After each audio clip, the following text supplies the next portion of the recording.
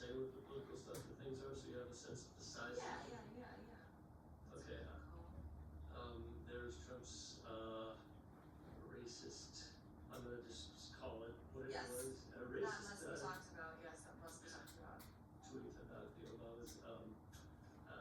Trump's call, number 2, Trump's calls to nationalize elections. And number 3, Caitlin Collins should smile more. Caitlin Collins? Who's that? A CNN reporter. I guess I don't expect you to know her by name, but she's a frequent, someone who was a frequent bee in Trump's bonnet when it comes to the questions that she poses to him. And she asked about the Epstein files, and Trump just went off on a tirade on her, saying that she just like saying to the room that I've known this girl for like 10 years and I don't think I've ever seen her smile once. You gotta smile more often, darling, or something like that. Gross. Yeah, I just sexism on display. Yeah. But those are the only 3 that I had that I feel are like that I've researched or that I've read enough on that I can discuss. Gotcha.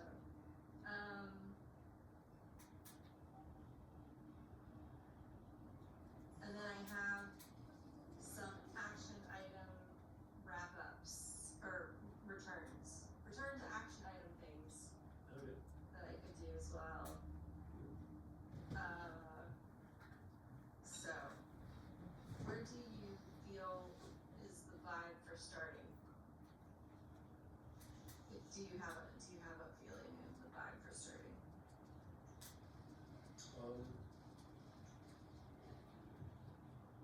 Let's start with show stuff. Joseph, sounds good. So, I would like to record an ending that can be a part of like a permanent ending that we tack on to whatever we come up with for it Okay. bespokely. Yeah.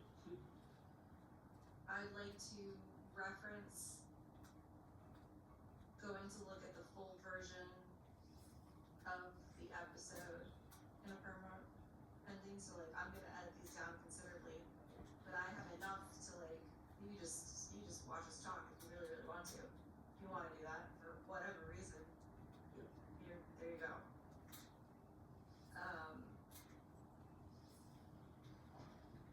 And then a question that also says, asking people what they'd like us to talk about.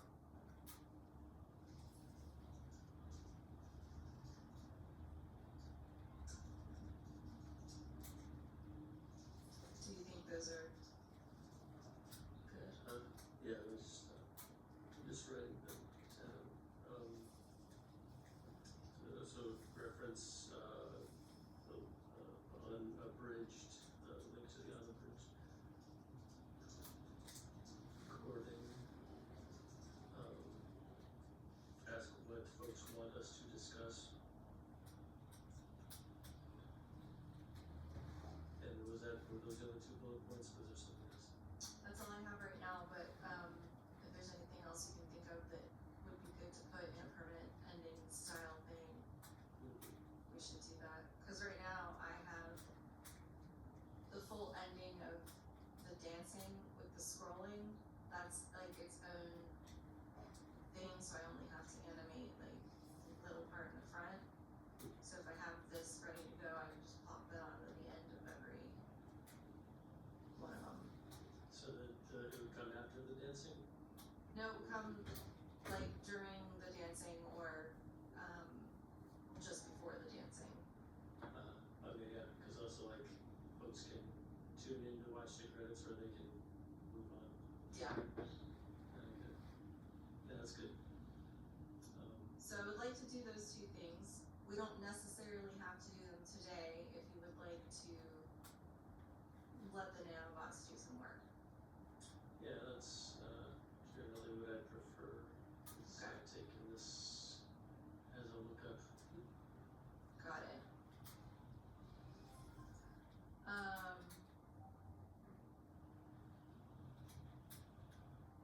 why don't we talk about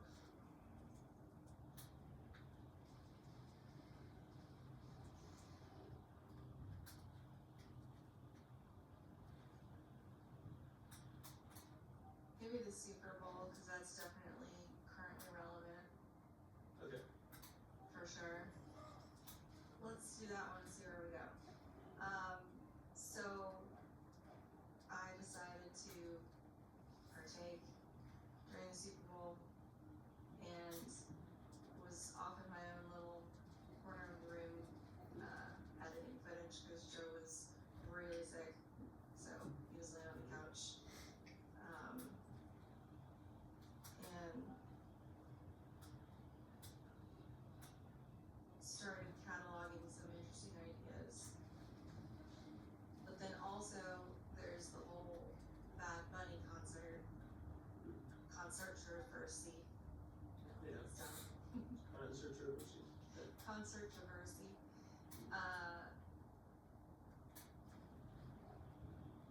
That's also going on, but I don't know if we really need to focus on a whole lot unless you have anything significant to say on it. Is it on your end? Is it just like nothing but people on the right screaming about how this is so un-American, et cetera, et cetera? I have seen several clips from the Fox News's kind of just railing against the notion of having a non-American or maybe non-English speaking. I mean, Bad Bunny is American. He is from Puerto Rico. But like a non-English speaking performer, which I feel like this is not the first time that has happened, but Probably not. I think maybe there's something. I don't know if Bad Bunny has been an outspoken Trump critic. I know he's been wary to perform in the U.S. Because of the sort of increase in ICE crackdowns.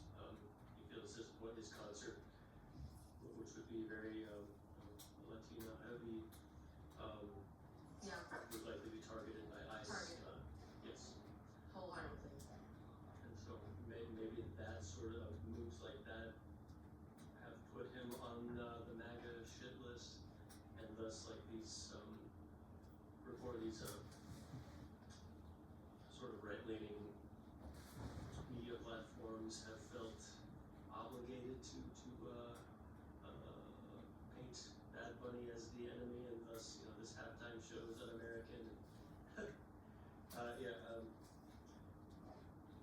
In my bubble, what they're mostly like laughing about is the alternative halftime show starring Kid Rock and Oh my god. a few country artists. Like, Yep. I find that quite funny.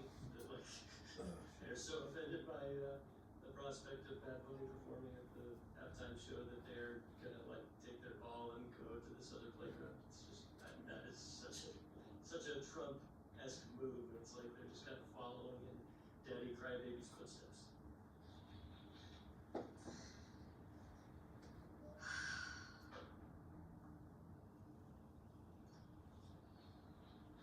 Yeah. Anyway, So, that's my perception from the lefty media sphere, but please. yeah. So I'm actually, most of my bubble is nobody gives a shit, like at all. But I have seen that the media personalities and the president and the influencers, they all have that line going on. They're the ones that are putting that out into the ether.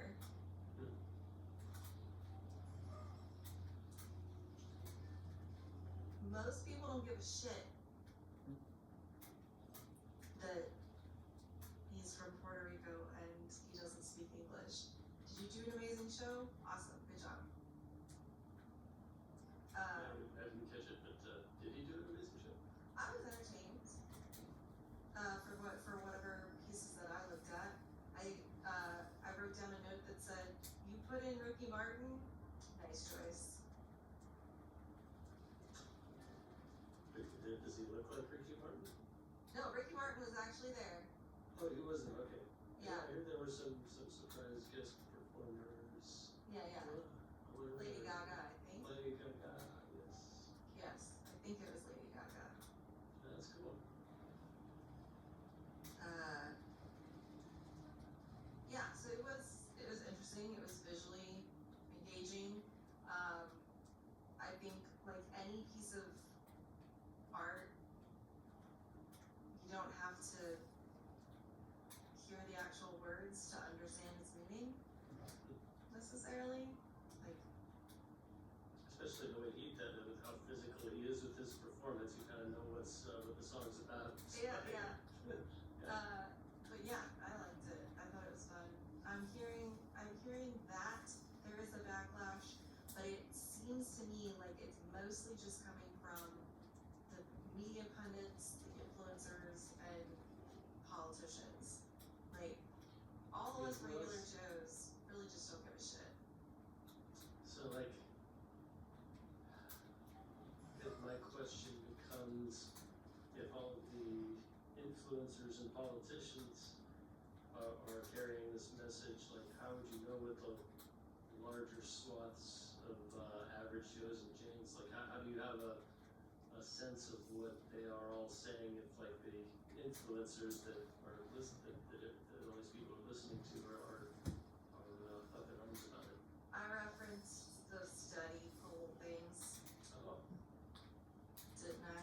Let's see. you have sciences, you have statistics, that is, I have, but I didn't check the source on that answer. So I'll have to go back and find that one. the polls are very strong, yeah, I mean, Oh yeah, here you go. Recent Economist / YouGov poll taken right before the game found Americans evenly split on Bad Bunny as the halftime performer. 28% satisfied, 28% dissatisfied, 34% saying they don't give a shit, and 11% are unsure. so at least the plurality of people do not give a shit. Yes. That's how I'm reading it. Yeah, that's a strong piece of evidence. So I'm like, this is why the slate has to get wiped clean, and I'm talking like everybody but Margaret Brennan. Wait, who's Margaret? From On Face the Nation. Oh. She holds my trust for some reason. I'm not sure. I'm gonna have to ask Perplexity if it knows why. She impressed you recently. What was that interview? Was it Mike Johnson? Oh, I have a I don't know, shield just- equipped?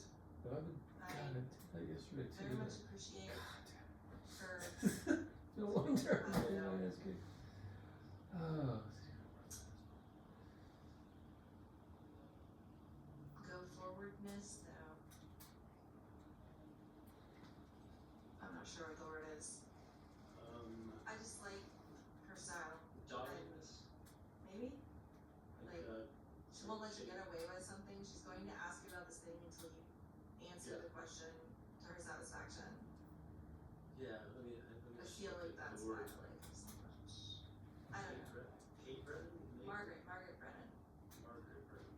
Yeah, I like, my feelings about her at first were mixed. I've never like seen anything less than a stellar performance from her, but just like I really like John Dickerson, who she took over for on Face the Nation.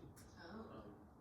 I mean, he's still like a TV personality you can be found elsewhere, including the Slate Political Gabfest, one of my favorite podcasts. But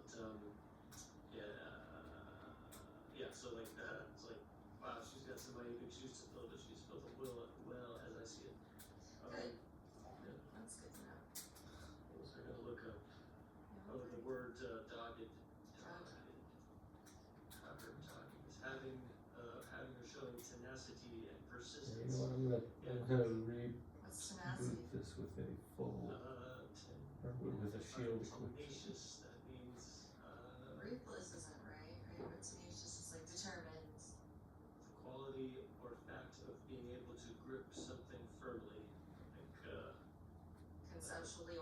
Berkeley? I believe so, yeah. Okay. Fair enough. Perseverance, determination, Let's see it, persistence. Yeah, I think dogged is the word I would use. Excellent. I'm so happy to have added that to the lexicon. Yeah. Dogged. But yeah, and all that to say, Megan, no, freaking, I already forgot her name. Margaret Brennan. Margaret Brennan. How will I remember this? Names live on a neurological cul-de-sac, and then like you have to find another entry point. I'm gonna say Margaret is another word for Maggie. I'm gonna picture Margaret Brennan in a starfish costume, starfish snow outfit, like they often put little Maggie Simpson in. Okay. I don't remember that she. Oh yes, Maggie. Margaret. Yes. Okay, anyway. And then Brennan reminds me of Brendan from oh, you don't watch. His name is Brendan Lee Mulligan, and he's like gone on to do bigger and better things from like The Kids in the Hall, but for modern day. Brendan Lee.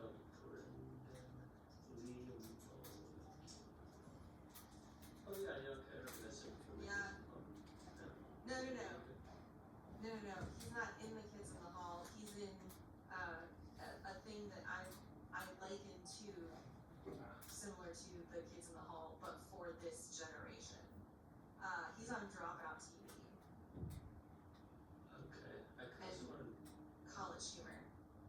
somebody who looks and like acts a lot like some kids in the hall. I feel like. Really? I recognize him. Yeah. Well, So regardless, just using of memories maybe.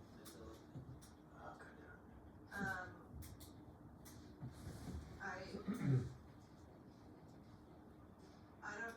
It says a lot that I actually remember her name and took the time to figure out how to remember her name, because, like you said, you gotta kick some of them out. You gotta reshuffle some stuff. Margaret Brennan. Yes, it was easy for me because I have an aunt Margaret, and the Brennan and Mulligan thing. So I'm just like, I see. Yeah, okay. Alright, I'm just, I kept on thinking Kate Brennan, like the last name was not the thing that I was getting wrong. So Yeah. maybe I will just remember the last name, I don't know, maybe it's less words next time. Anyhoozle. I do like her. Can't remember the start of, oh, Bethany. everyone, yes, okay. Tangent. Okay, yeah, so you have polls to show that most Americans could not care less who the halftime entertainment is. Indeed.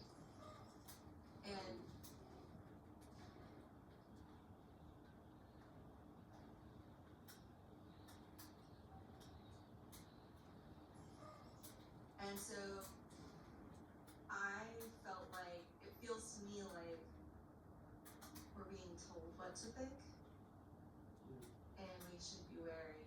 And if you don't think it's happening in the liberal media as well, I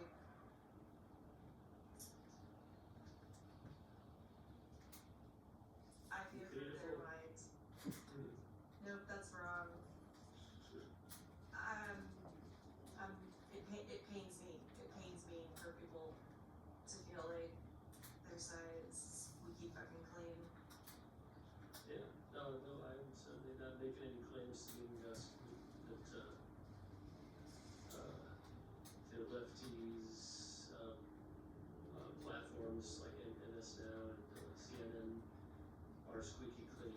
I do think that they have a higher journalistic standard in general than like what I consider the profit machine that is Fox News. Like it seems that they are okay, like keeping like I still wanted to whip at that. publicly like to their viewers promoting lies about the 2020 election while privately having text messages about how insane these theories are and when are the Sidney Powells and Rudy Giuliani's going to just put this stolen election nonsense aside. Like, that is just like, at least the lefties have not been caught in such an embarrassing fashion in that way. Perhaps that would be your argument. Indeed, that would.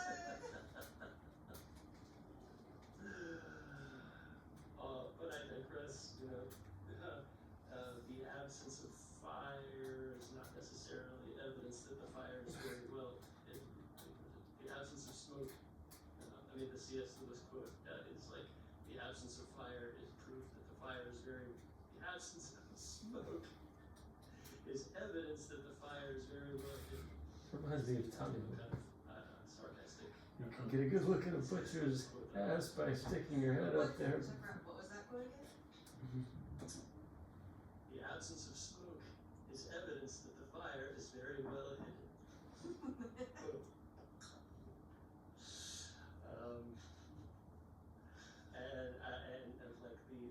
But the inverse of that is what I mean. We can't assume that because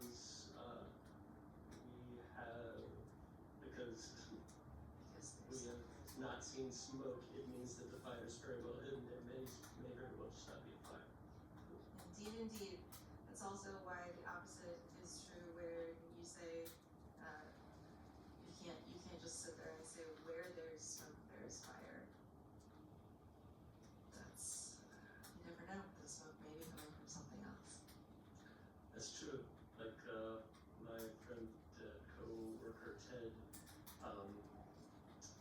lives in or at least at one point lived in a condo where they were doing smoke testing on the floor below him, and like some to like test the integrity of the piping, but like some of the piping went into his apartment, so like smoke just starts billowing into his apartment from the smoke test they're doing. But that is a case of there being smoke when there is not necessarily a fire. So yeah, case in point. Fascinating. Yes. Philosophically, that makes sense too. Yes, indeed. I always like when I can tie the analogy to a real life event, so it's not just like a frog boiling water kind of thing. But anyway, Fair enough.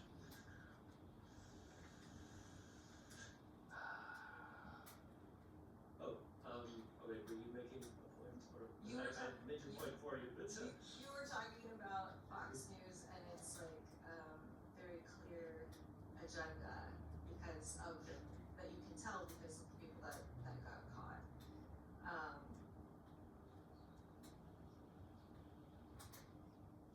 I will say it's for sure happening on the other side. It just might be a little more eloquently done. But that's for everyone to determine for themselves, I suppose. I believe that there are some clickbait and mofos, like Anyone who can get your attention will. yeah. If you just like give it away for free.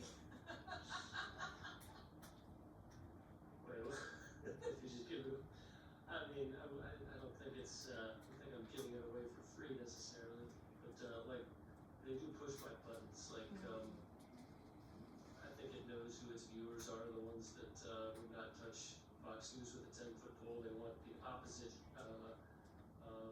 arrangement of juxtaposition of heroes and villains as what they see on the Fox News and Newsmaxes, and so like yes, when you put up when the clickbait screenshot is like an unflattering picture of Trump, we assume that maybe something has happened with Trump, or Trump has said or done something, when in fact it is just like such and such commentator responds to a thing that Trump did 2 cycles ago. It's just, and they got my attention again because I think there's new unflattering news about this ridiculous world leader that I harbor such ill will toward. mean, I like to think that I read the full headline before deciding whether to click, and I try to punish these news platforms for Oh, yeah. Yep, that is how the free market I works. shield them just not using. But we need enough of you to I do did that. Yeah. Because we should, you know what, Jeffrey, we should be taught from the earliest age possible that your most valuable resource is your attention. That is what everyone is vying for. So be sure it is placed sacredly. I don't know. Some Yeah. insert bracket word there. That's a very good insight. It kind of goes, it lends itself very well to this quote that I've heard before with regard to like platforms like Facebook and social media that collect your data the way they do. It's like if you don't pay for the service, then you are not the customer, you're the product. And indeed, like the product is your eyeballs and your attention. That is your commodity that you are giving to them while they are collecting your data and finding better ways to get and keep your attention.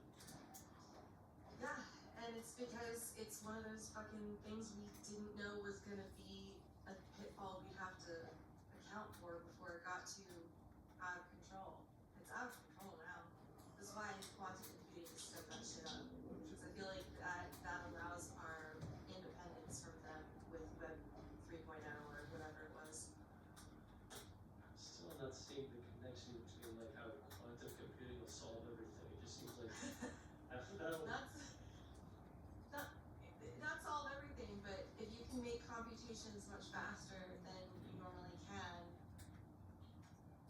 in certain regards, that application is gonna be extremely helpful. Sorry, for some reason it's weird watching you eat in this setting. I'm sorry. No, I don't know why. I don't know why it caught my attention. I wasn't sure. I was trying to, I eat in front of you a You lot. do. You eat in front of me all the time. Sorry.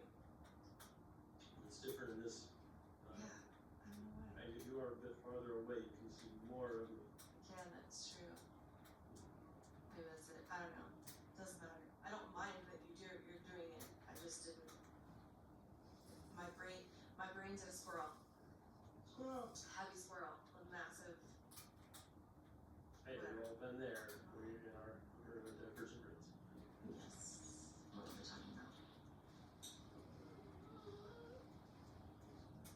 How your attention is your most valuable commodity. We should teach our that's the Yes. first thing that our kids learn to pay our attention wisely, and because we're out of control now, we need. The quantum computers. You keep posing that we need faster computing, and my thought is just like, why wouldn't that just allow the social medias to double, multiply their capacity to fetch our attention and never release it? I feel like they would be the benefactors of this quantum computing. Yes, but what the quantum computing I think would allow, and the reason I keep talking about Web3 is, if I understand it correctly, Web3 is a concept where the encryption is favors the individual, and apparently that kind of encryption requires a kind of processing power that is unimaginable. But if we had the processing power, would be very easy to do, and would shift power back to the people in that way. We could then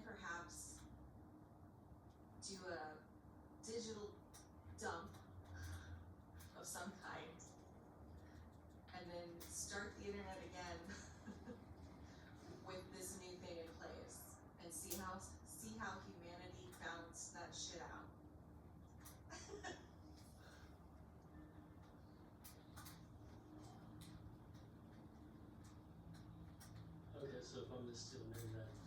Good luck. Yeah. You are arguing that, quantum computing is what makes this particular algorithm possible, this Web 3.0 algorithm, that will help protect and help us, to be in charge of our own data and to have more control over how it is used and, Yes. and this would have to be accompanied by a sort of like reset, sort of mass data dump or like a wipeout of all of the entire internet, basically. I don't know if it would need to go that far, but I'd lobby for it if I could. I don't know how I would feel about that. It would, I can certainly see how it would benefit many people. Oh, and by the way, I used the word benefactor incorrectly. Benefactor is the one who, donates, or where the money comes from. Beneficiary is what I meant, like my argument is that, the social media platforms will be the beneficiaries of quantum computing. I said benefactors, that's what I meant. My understanding of your case is that, quantum computing is what enables this algorithm that allows us to protect our data. Oh yeah, and the controversy is whether we want to wipe out we want to start with a clean slate, because it's hard. I mean, what good is this sophisticated quantum computing algorithm if we can't erase the digital footprint that we have already left over years of careless social media use? Yeah, it helps every new human being who gets an account from then on out, but it does nothing to help us, and we may have to bite that bullet. Easy for us millennials to say, for whom it was not around when we were in our most awkward formative teenage years. Yeah, I'm sure every generation feels the same. I'm sure every generation feels like they're the guinea pig generation. I know dogs probably feel that way. Really. I mean, Tests us, like, weird shit. well, with how fast technology is moving, and how like small a distance there is between one revolution and the next these days, like it's most of the guinea pigness has fallen onto our generation, because like we've lived through the most revolutions thus far. You know, we were born, like at least our particular brand of millennials, we were Z-millennials. We were born like in total analog, like VHS tapes, 8-track tapes were No internet. Yeah, no internet. Then there was dial-up during like when we hit like 8th grade, high school, and then now, yeah, I mean, internet affects every aspect of our lives. Like, yeah. Our official My name. job, my entire livelihood depends on an internet connection. Exactly. And our official name is actually the Oregon Trail generation. Oh, I like it. You have died of tuberculosis. You have died of dysentery. I was lost in ox when I crossed those rivers, man. I don't know how. I want to look at the code. We need to, Jack Brett, on a special JJQT session, we need to look at the code for Oregon Trail. And I need you to help me understand how that game worked. Okay, challenge accepted. I'll see if that information is like publicly available. I'm sure like there's some source code or even some like hack that somebody, some hobbyist has has made available on GitHub that I could peruse the code and know why you always lost an ox crossing the river. I mean, maybe, I don't know. I want to see what those ifs thens were. Yeah, how do you avoid losing an ox?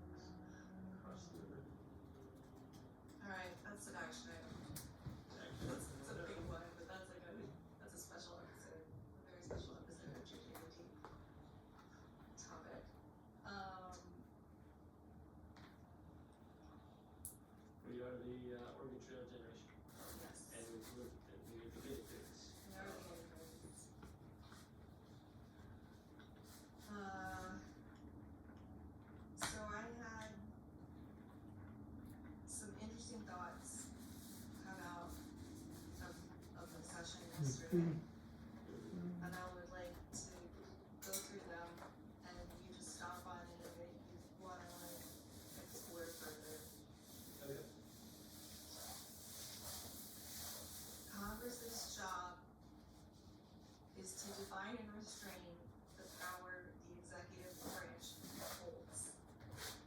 Just put that down randomly at some point. I'd say that's true.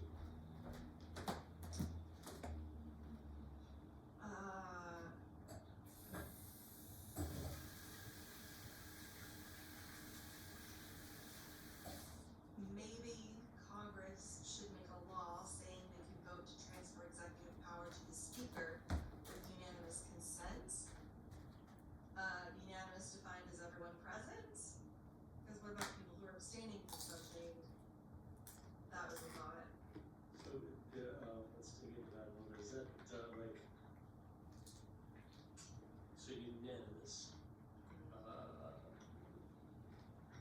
The idea of being transferred powers of the presidency to the Speaker of the House by unanimous, vote of the House. So is that like it's kind of like the vote of no confidence, of the CEO? It's an emergency vote of no confidence, yes, exactly. I like that. I mean, I agree that such a thing should exist, and I think it does in the form of, I mean, this is not a, like, this is the, I wanna make sure I get this right, complexity, what is the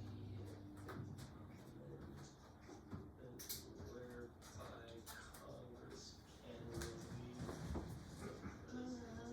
president due to mental incapacity. Well, I forgot to say the exact words, to the perplexity. The 25th Amendment, specifically Section 4, the Vice President plus a majority of the principal officers of the executive departments, the cabinet or another body that Congress may by law create to declare that the president is unable to discharge the powers and duties of his office. So that's like I don't think it's temporary in that case. Yeah, in That's that the only case, there's difference. just straight up removing you. And the vice president would become president in that case. It would just be the normal succession. Yeah. And I get that like is a way we could do it. So basically I was like, what happens in the most absurd scenario that I can think of where Trump actually rolls up on Greenland with US troops to take it over through Is military that part of your force? condom? Yeah. Yeah. And so I was like, okay, is there any way that we can wrest control of these executive command powers quickly enough to at least stop everything from happening before we could get a 25th Amendment type thing through? And it's very iffy. It needs a lot of thought because that could be very bad also. Like if Trump did something, I mean, well, I think in the case of him ordering a siege on Greenland, there's just a lot of top military brass that would outright refuse the order. I mean, that would, be unprecedented in and of itself. But, so would the order to invade Greenland, invade sovereign UN territory.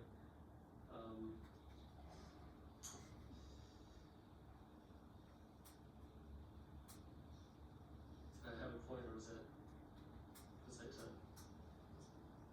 Oh yeah, I was like suggesting that in that like I think that is the sequence of events that like that's the thing that would prevent war with Greenland. That's the sort of like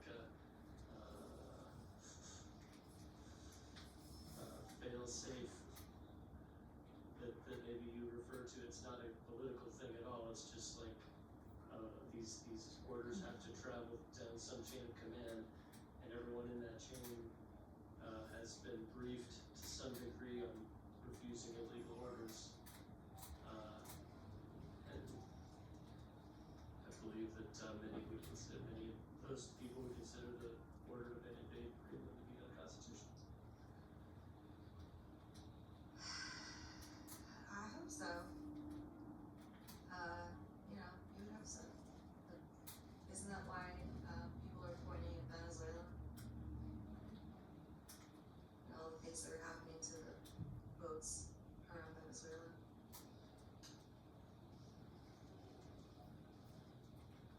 And if these are legal orders, why didn't anybody catch it? Oh, yeah. Yeah, I guess that is a good point. In the case of the Venezuela boat strikes, like these admirals would have presumably had that same training about illegal orders and would understand that double tapping in the way that they did would be considered a war crime. Or where that kind of he said, she said landed when it came to Hegseth versus this admiral. I mean, I think like Hegseth praised him and like he essentially said this admiral was and he made this call while I was out of the room, but I support his decision and he's a really good admiral. A-okay by me, kind of thing. Like just seems sus to me. Got me thinking, he's talked this admiral into falling on his sword for him, because maybe Hegseth would have to resign if he admitted to having given that illegal order, when in fact it was him who gave the illegal order. Was my suspicion, but not confirmed by anybody, any like real fact-checked channel. So just speculation on my part.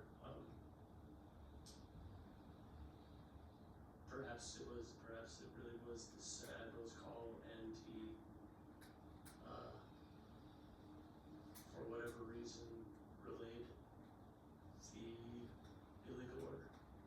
Acting on the intelligence he had is the likely explanation.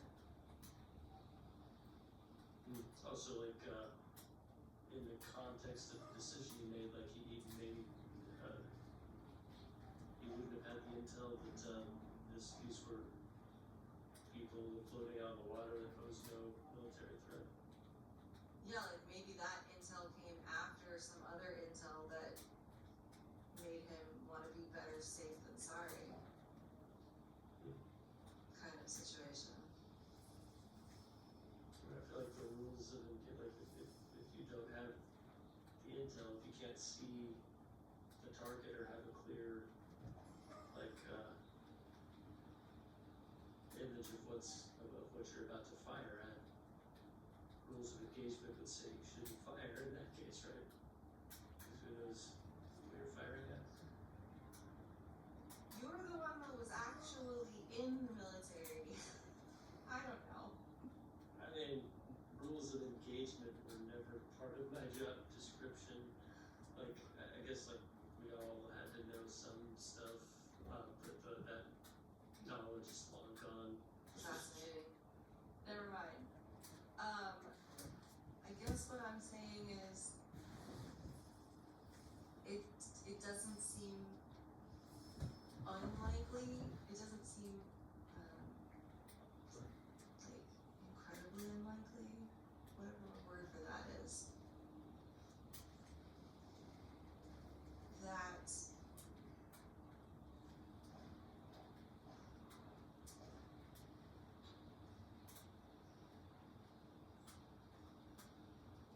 are we just like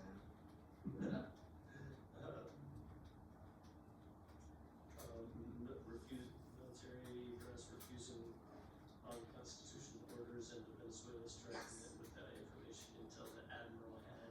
yes. So a plausible scenario in my head goes like this. They hit the boat. There's a report about it. The person in charge looks at the report and makes a command decision based on that report. And then another report comes in later intel they had gotten, but it was already too late. I guess, why would you just admit that? Like, why don't you just be like, this is what happened? Just tell us. I'm talking my own self out of this. I love when you do that, makes my eyes big.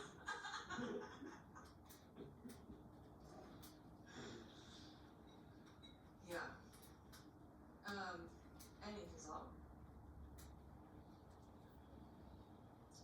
transferring executive power to the Speaker in Emergency Powers Act was an interesting tangent my brain went down.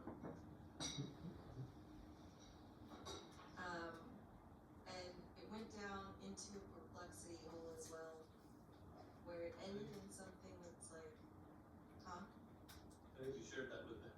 Did I? Plus, you texted it to me. Oh, I did, didn't I? Yeah. Haha, that's right. I didn't know if you read the whole thing or not. Mostly, yeah.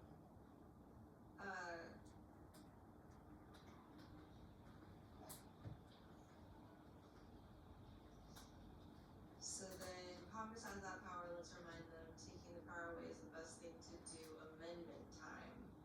And then I drew up what the amendment might be. Then I went down a hole about capitalism and wrote down, if we can't as a society fucking figure it out, do we deserve to continue as a society? If we can't figure what It out. Prosperity and peace and world like peace. the ideal model for civilization. Yeah. And it's connected to capitalism because I said true capitalism ensures the masses work together for the greater good.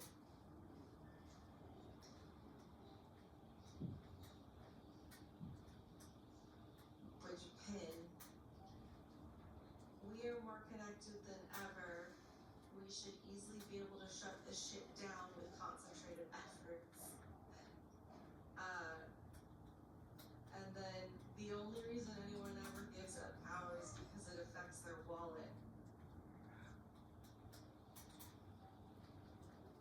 So it's very convoluted. And then I put in brackets under that, maybe this gives some context. We'll see. We controlled how much money they got as a consumer. We are deceived in ways that prevent our genuine control.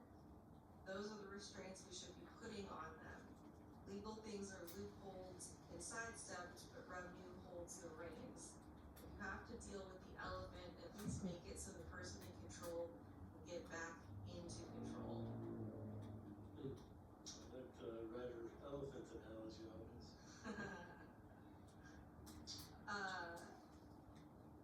So I think what I'm trying to say is we as consumers hold the power, and it's easier than ever to coordinate with more people, and it's that coordination that's actually going to get the people who hold the power, which is the people with the money, to heal. We have to hit their wallets or they're not going to care.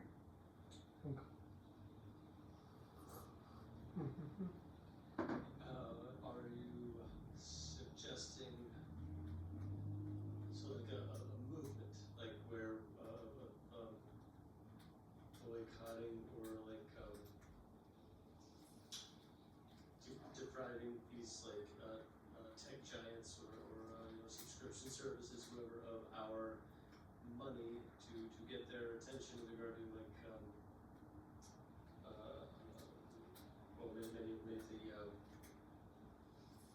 criticism that when it comes to these more unprecedented, does that word even mean anything anymore?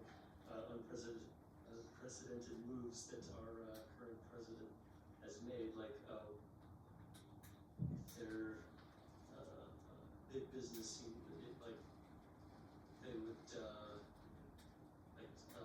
I guess the CEOs would be in a position to like speak out against what is happening, and they've been very quiet.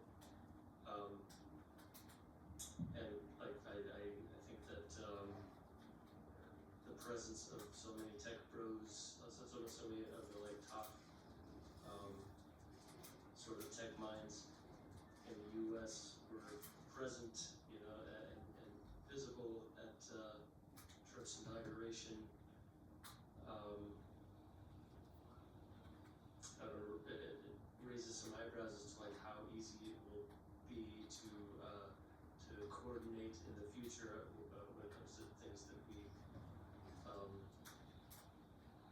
these sort of, well, I don't know, first of all, can you confirm that what you are calling for is some kind of boycott of these services?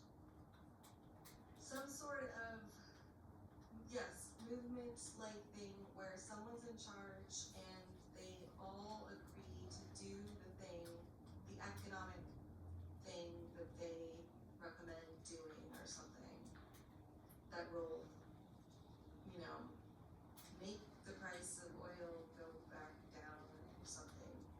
That won't get us all assassinated, but So I hate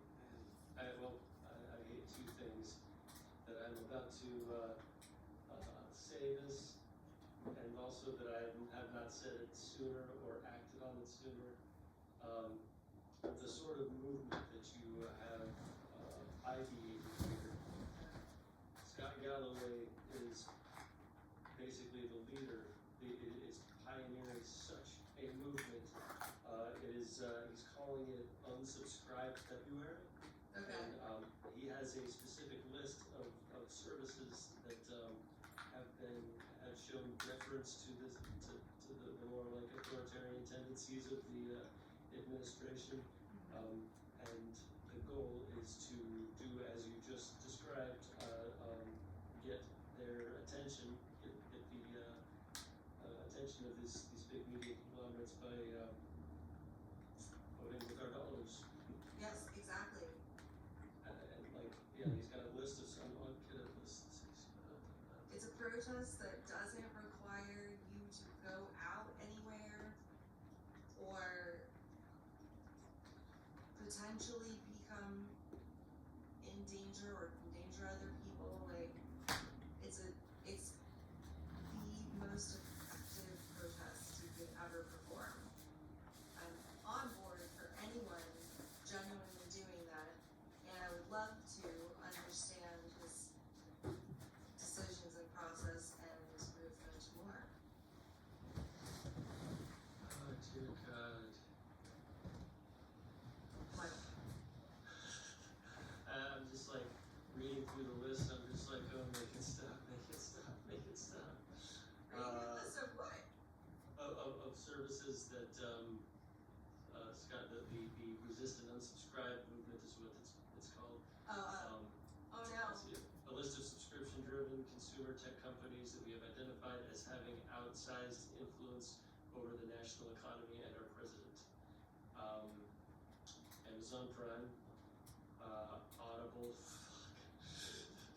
Amazon Music, Prime Video, Amazon Grocery, Kindle Unlimited, Apple Music, Apple News, Apple TV, Apple One, Apple Fitness, Apple Arcade, YouTube Premium. That's the one that really stabbed me in the heart. YouTube Music, YouTube TV, Google One, Microsoft Office, Xbox Game Pass, LinkedIn Premium, Paramount Plus, Meta, WhatsApp, Facebook, Uber, Netflix, ChatGPT, X.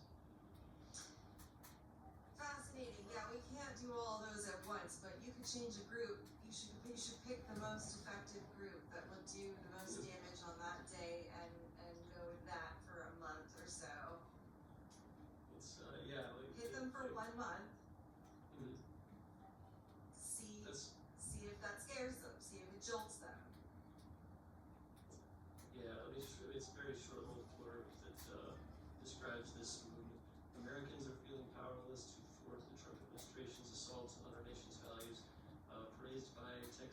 was surrounded by sycophants and enriched by his return to the White House. The president's actions march on unchecked. Americans, however, have a powerful weapon that has been hiding in plain sight. First, we must recognize that the president is unfazed by citizen outrage, the courts, or the media. He responds to one thing: the market. The most potent weapon to resist the administration is a targeted, month-long national economic strike, a coordinated campaign that attacks tech companies and firms, enabling ICE to inflict maximum damage with minimal impact on consumers. In sum, the shortest path to change without hurting consumers is an economic strike targeted at companies driving the markets and enabling our president. Yes, that has always been the case if you wanted real change. Yeah. But now there's a movement, so I guess Thank we have to do the thing. We gotta do the thing. Damn it, I mean, it's gonna yeah. suck for that month, but Yeah, well, it's this month. I think we have to do it this month. February? Right? Yeah. And then, yeah, he's like, Scott Galloway's already, like, Oh, bemoaning the services he's had to give up. I think that it is, damn. I need more notice. I've already paid them for this month, so it doesn't hurt their wallet at all. but I guess maybe the month can start anytime, like, it'll just go one billing cycle. No, it needs to be much more coordinated than that. It needs to be a, like, billable shutdown. If you wanna do it, if you wanted to make a precision strike. If you unsubscribe though.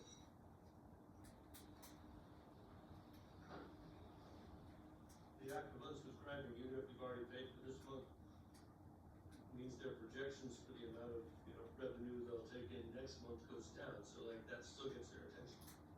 True.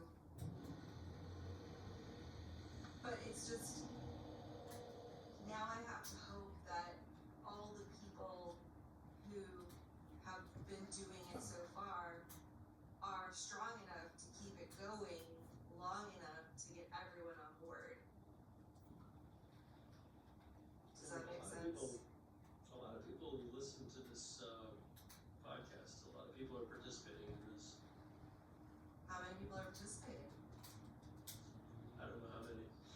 It's, I mean, I'm sure it'll have an impact, but I mean, well, just by virtue of, Scott Galloway sees it everywhere, he's like very self-obsessed, he follows all the, trending hashtags, having to do with resist and unsubscribe, and he has a kind of general sense of how this is taking form.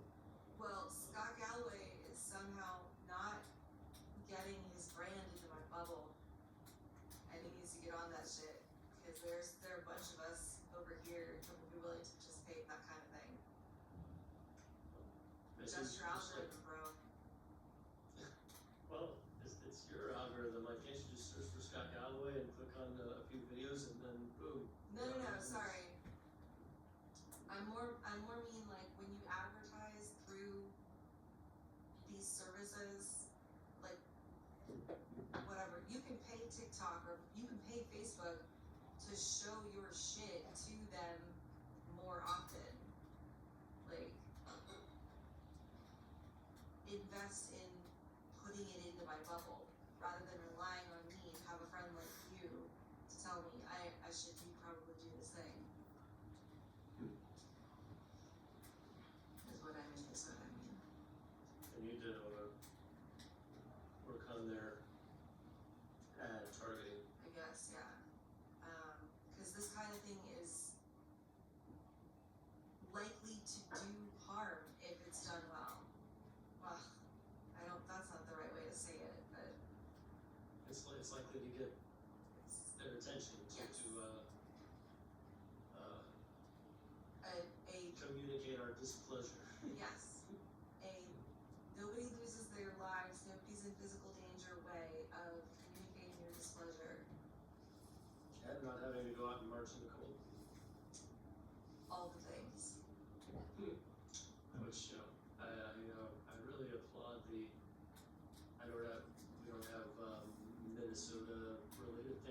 agenda, but just it's inspiring how many people have been recording the activities of ICE, have like taken it upon themselves to go out in the cold and just point the camera at what's happening. Because like if there had not been video footage of these last few incidents, Yeah. who knows? Like I mean, it would be hearsay, it'd be one word against another, and the whole narrative that Christine Owen had put out front, could have just been the only like the first and only narrative that we would hear. Yes. Yeah. So like. That is how you help. That is how you help. You go do the Yeah. thing, but you do have to do it in a way that doesn't interfere with what they're doing. You have to do it that way. Yeah.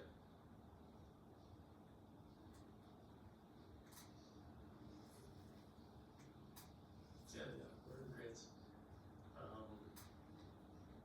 But yes, that is super admirable because we as a society have decided we're going to make sure we get the actual evidence ourselves for the love of God.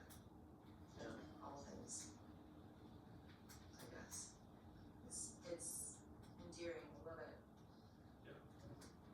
I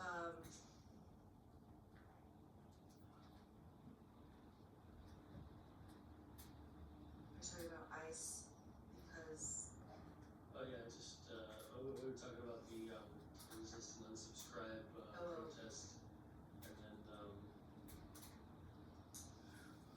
they've got we were talking the sort of nonviolent protest where no one gets hurt, and it's and the most inconvenience to our media schedule, but it sends a message. Then mission accomplished. yeah, that is how you help the community of all of us, among many other things. Oh yeah, there are numerous ways Numerous ways. to help your community.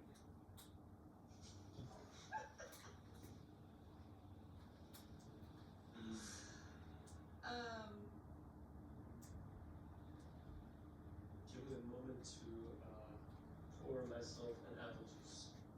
Go for it.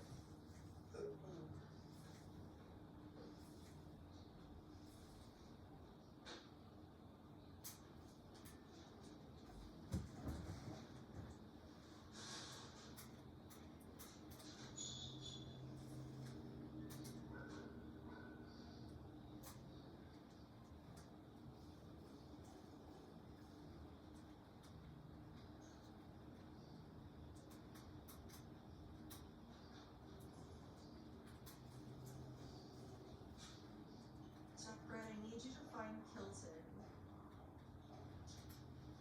or Hudson. Welcome back.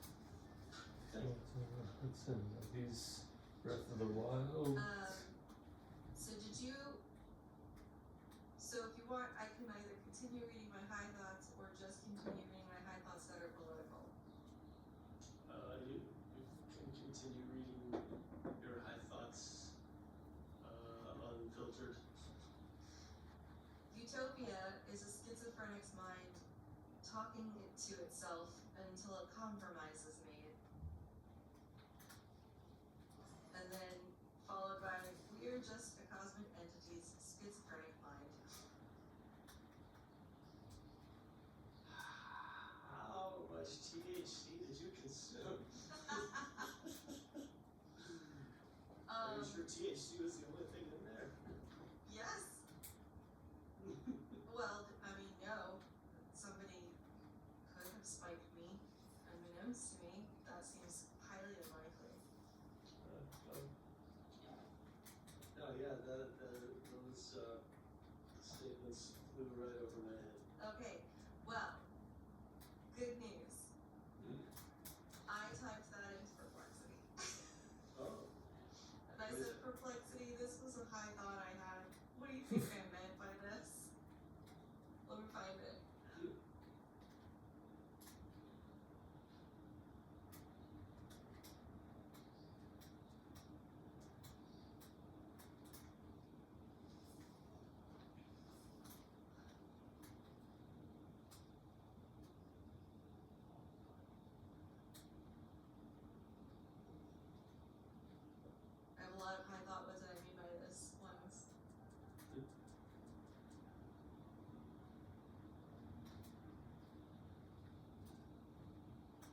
I was expecting better loot, Jess.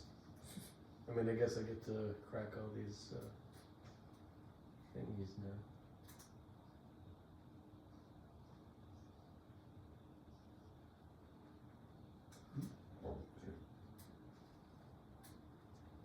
Let me just search for the word utopia.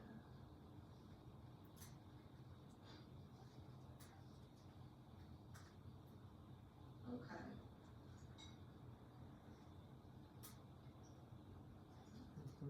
This is what Perplexity said. You were sketching a metaphysical metaphor, utopia as an inner ceasefire in a fundamentally fragmented mind, and us as fragments inside a single cosmic mind. Line by line, what you might have meant. 1. Utopia is a schizophrenic's mind talking to itself until a compromise is made. You treat schizophrenia as a metaphor for a self that is internally split, full of conflicting voices, impulses, and narratives. Talking to itself suggests all those parts are in dialogue, not silence, argument, distortion, negotiation, reinterpretation. Until a compromise is made, frames utopia not as perfection, but as a truce, a state where the many inner voices find a workable arrangement rather than annihilating each other. So utopia becomes not a flawless world, but a psyche or society that has integrated its contradictions just enough to coexist. And that, Wow. an example reading, a society like a schizophrenic's mind runs on clashing ideologies and desires. Utopia is the point where these forces negotiate a stable, if tense balance, rather than endless violence. That was just for point number 1. Wow.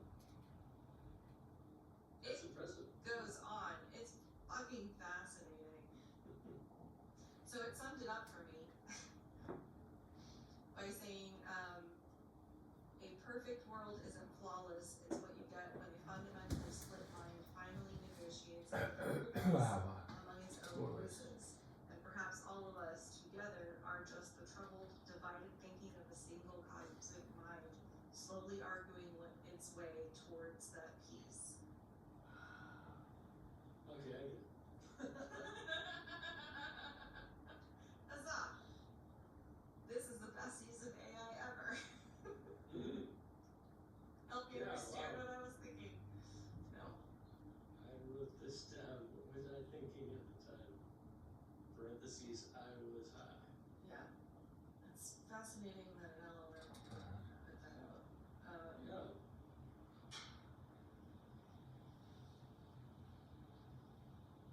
Oh So yeah, yeah, I think I was. that was a thought I had. I was trying to get the blood moon thing to Oh. happen, and why did I? Some That's it. Super Bowl commercial came on the television, and I Oh, I was already looking for blocked where the out blood the moon- product that it was because I refused to buy this product simply because they made me cry, and they didn't want to cry. Because it's a whole like daddy-daughter something scenario throughout the whole commercial, and for some reason, I don't know. Trigger the waterworks. It hit something, and I was like, "Fuck you guys!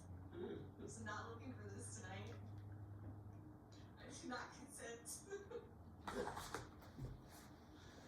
You come with a warning. But my revelation from having watched this commercial and sobbed was pray to them even before they die. If you're not going to tell them how you feel in real life because it's too hard, at least pray to them in the moment to give their spirit a chance to understand. Or spirits is in brackets. Because I don't know what to put for that word. That's the best word I have for that Pray description. to them. Yeah, like, if you believe that there's more after this that's not hellfire, so maybe you're in heaven, who knows, whatever. The argument is basically saying, like, I love my dad and I want to pray to my dad, or I should pray to my dad right so that if there's something I ever wanted to tell him but couldn't, I can at least like give that entities some sort of insight into it after the fact so they can take that with them into whatever's going on next. It's a weird thought to have, but it made me think my dad was gonna die, and so I started sobbing and all this other crap. Well, Um, I'm not gonna watch that portion. don't buy the product. Okay, yeah. No, I'll remain not- nameless. Shall remain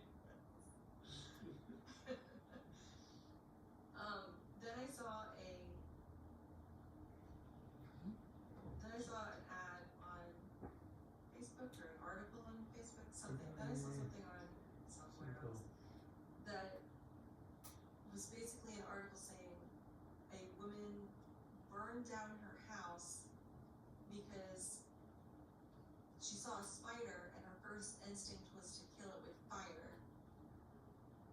And so she did the thing, and now she's facing arson charges, all sorts of stuff.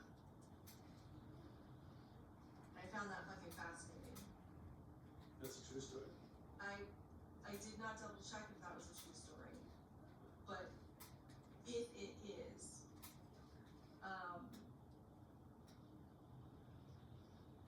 don't know, I feel like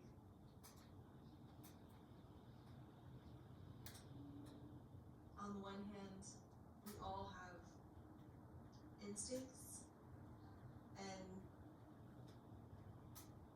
I don't know,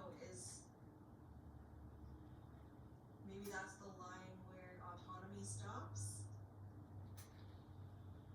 I'm not sure, but I do know that if you lived in an apartment complex, the people that lived around you, who also stuff got burnt down, would not be very understanding that you didn't take And I'm here, the right? I'm time close. to I'm like close to it.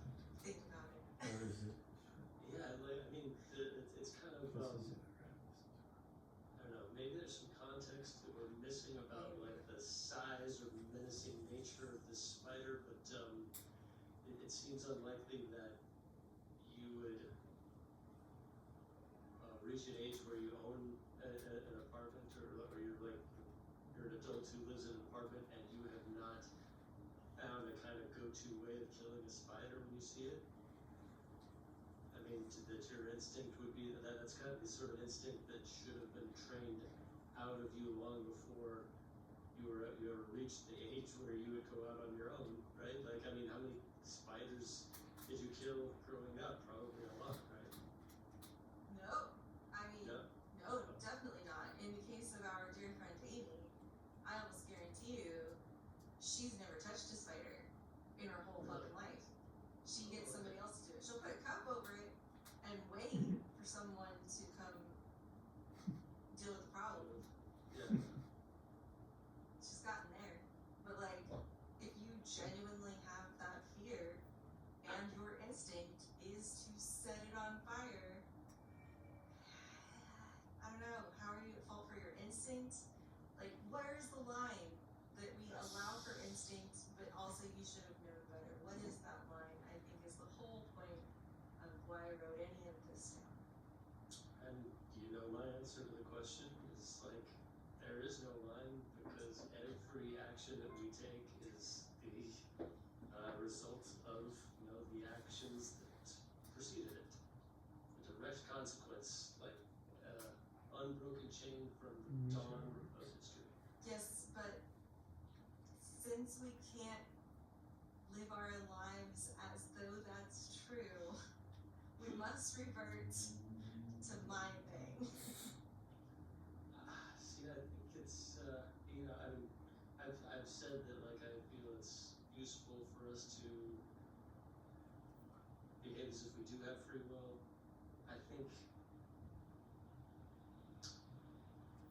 I haven't landed on a clear answer to that because I feel like also in a lot of ways we need to, it would help us a lot as a civilization if we just kind of universally accepted that so that, we could focus, instead of focus on blaming people or achieving a sense of justice for the victims of a crime, we just kind of like, we adopt a language where we treat someone who's now being guilty of murder or guilty of some heinous act as just being broken, defective, in need of repair, rather than being, you know, evil. I wonder what that Star Trek episode would look like. I bet they've done it. Not quite. No? Not to, I don't think to the level that you're thinking of. But like, I wonder what a human society that focuses specifically on that would turn out. I mean, Robert Sapolsky's vision of that society is a positive one, as is mine, because I am largely a student and fanboy of his. But yeah, I think it would allow us to sort of focus on identifying the conditions that lead to someone to like someone performing what we would call a heinous act of criminality. Because we wouldn't be like the answer to everything wouldn't just be to lock them in a hole and throw away the key. We would maybe be more interested in solving this out of ourselves, or figuring out. What are the societal restraints we put on ourselves that we need to restrap? Namely, how we think of the justice system, like how we award guilty verdicts and sentences based on one's perceived culpability for their own actions. Like we would throw all of that language away. Like that's language that would all have to be thrown away if we were to adopt the assumption that humans are just, you know, chemical meat sacks doing things beyond their control. Like agency is an illusion. An illusion. Yeah. If society focused on that first,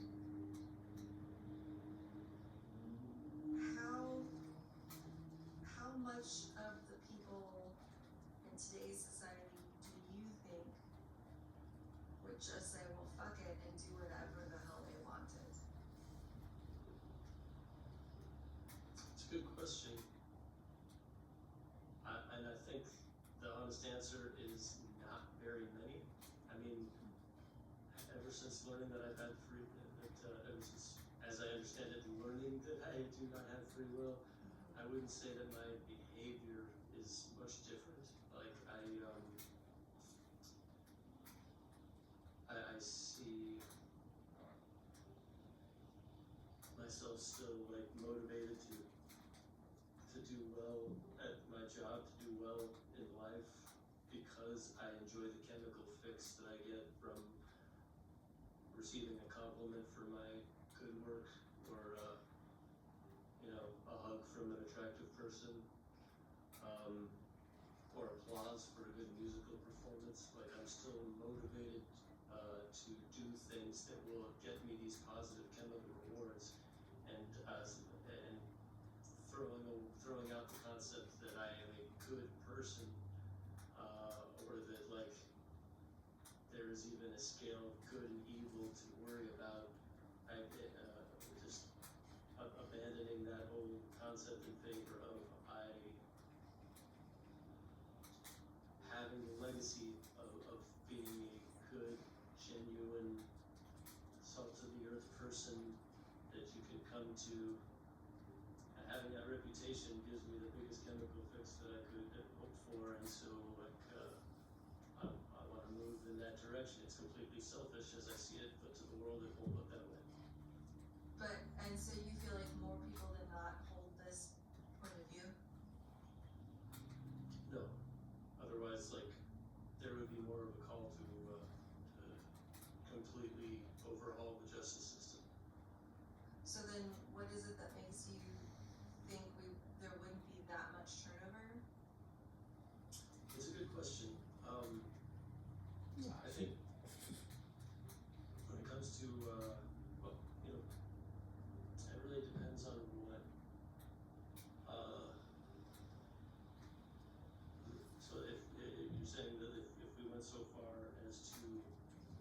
change the justice system in the ways that Robert Sapolsky lays out, where we abandon the concept of culpability and we treat those guilty, those who have committed crimes to be defective and like in need of repair, and could we abandon the sense of the notion that part of the justice, part of the goal of the justice system is to achieve a sense of justice for the victims by punishing guilty parties for their crimes, like abandoning that concept. How do I know that? Okay. How do I know that people wouldn't just go do whatever they want? They just like go on a crime spree because they would not, be considered guilty of anything. Or go ahead and abduct that kid and rape him because Yeah, or like something even more heinous, like. the society's not gonna punish me for it. And I think there's still like the concept of removing those individuals from society still holds water, and like while that sort of thing is still happening at a non-zero rate. There's still defects to find in our midst, is how I would see that. We're talking purely in hypotheticals because no society that I know has ever adopted this kind of Indeed. system. So it's like it's a very interesting thing to Experiment. brainstorm how it would. Yeah. So yeah, I mean it's quite possible that many would take advantage of the system when it comes to whether if we did overhaul the justice system in this way, whether more people would come to believe that we do not have free will, whether like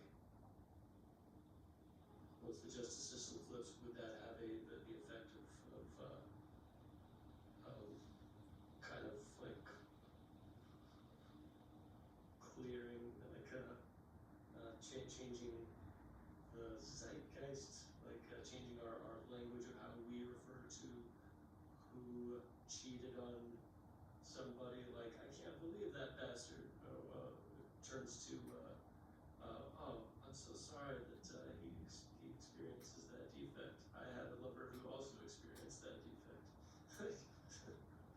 Poor guy. I feel sorry for everyone involved, rather than like that cheating son of a bitch, I'm gonna key his car. Like would we? Yeah. Let me ask you it this way. How many people do you feel would default to system one thinking under a society that did not punish? It's a good question. Well, I think that by system one we mean the Daniel Kahneman, Amos Tversky model of intelligence, where we have essentially two systems of thinking. System one, which is like your cache memory, it's like your rehearsed, learned activities. It's the reason why you can just get in your car and go rather than thinking of every little decision of seatbelt, clutch, pedal, rear view mirror and such. Like it's all just automatic, and most of our thinking is done in system one. System two is the very deliberate problem solving, where you kind of follow the evidence and abandon your kind of like system one cues. But system one's much faster, it's much easier, and that's why we mostly default to it. So yeah, there's every reason to think. And I think you're in what you're asking. When it comes to our perceived vulnerability of a cheating spouse, are we going to take into account the thing we just learned from Neil deGrasse Tyson about free will that has had such influence enough to flip our justice system, or are we going to break out our keys and head for the bride's truck? And I mean, that would be like system one reaction, and I think that, yeah, like,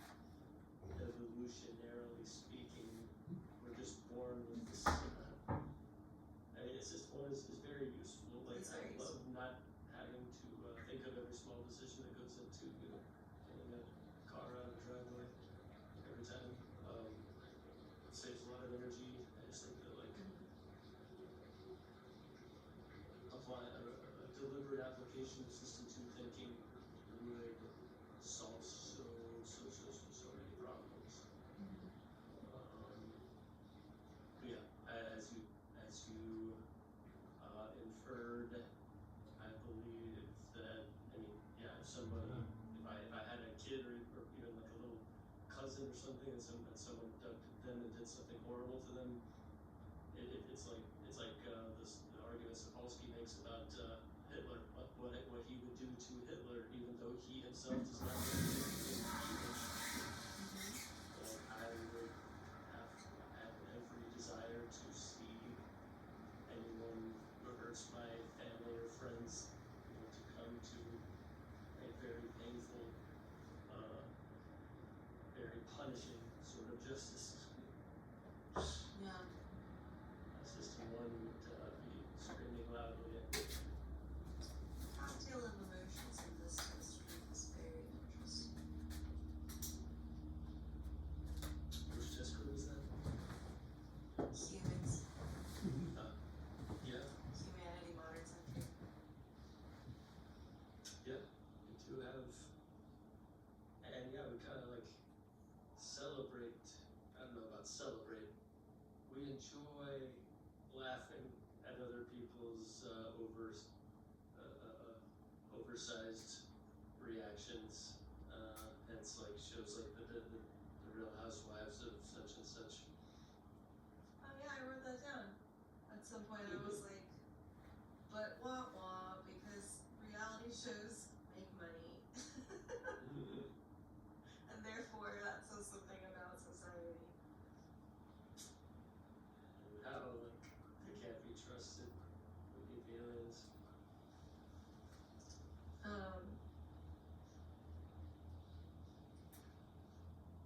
How did people in 5000 BC denote what day and year it was?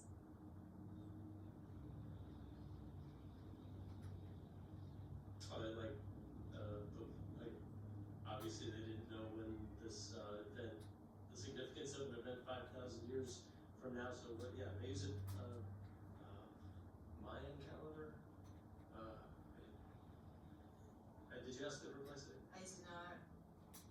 To the perplexity. Huzzah! While you do that,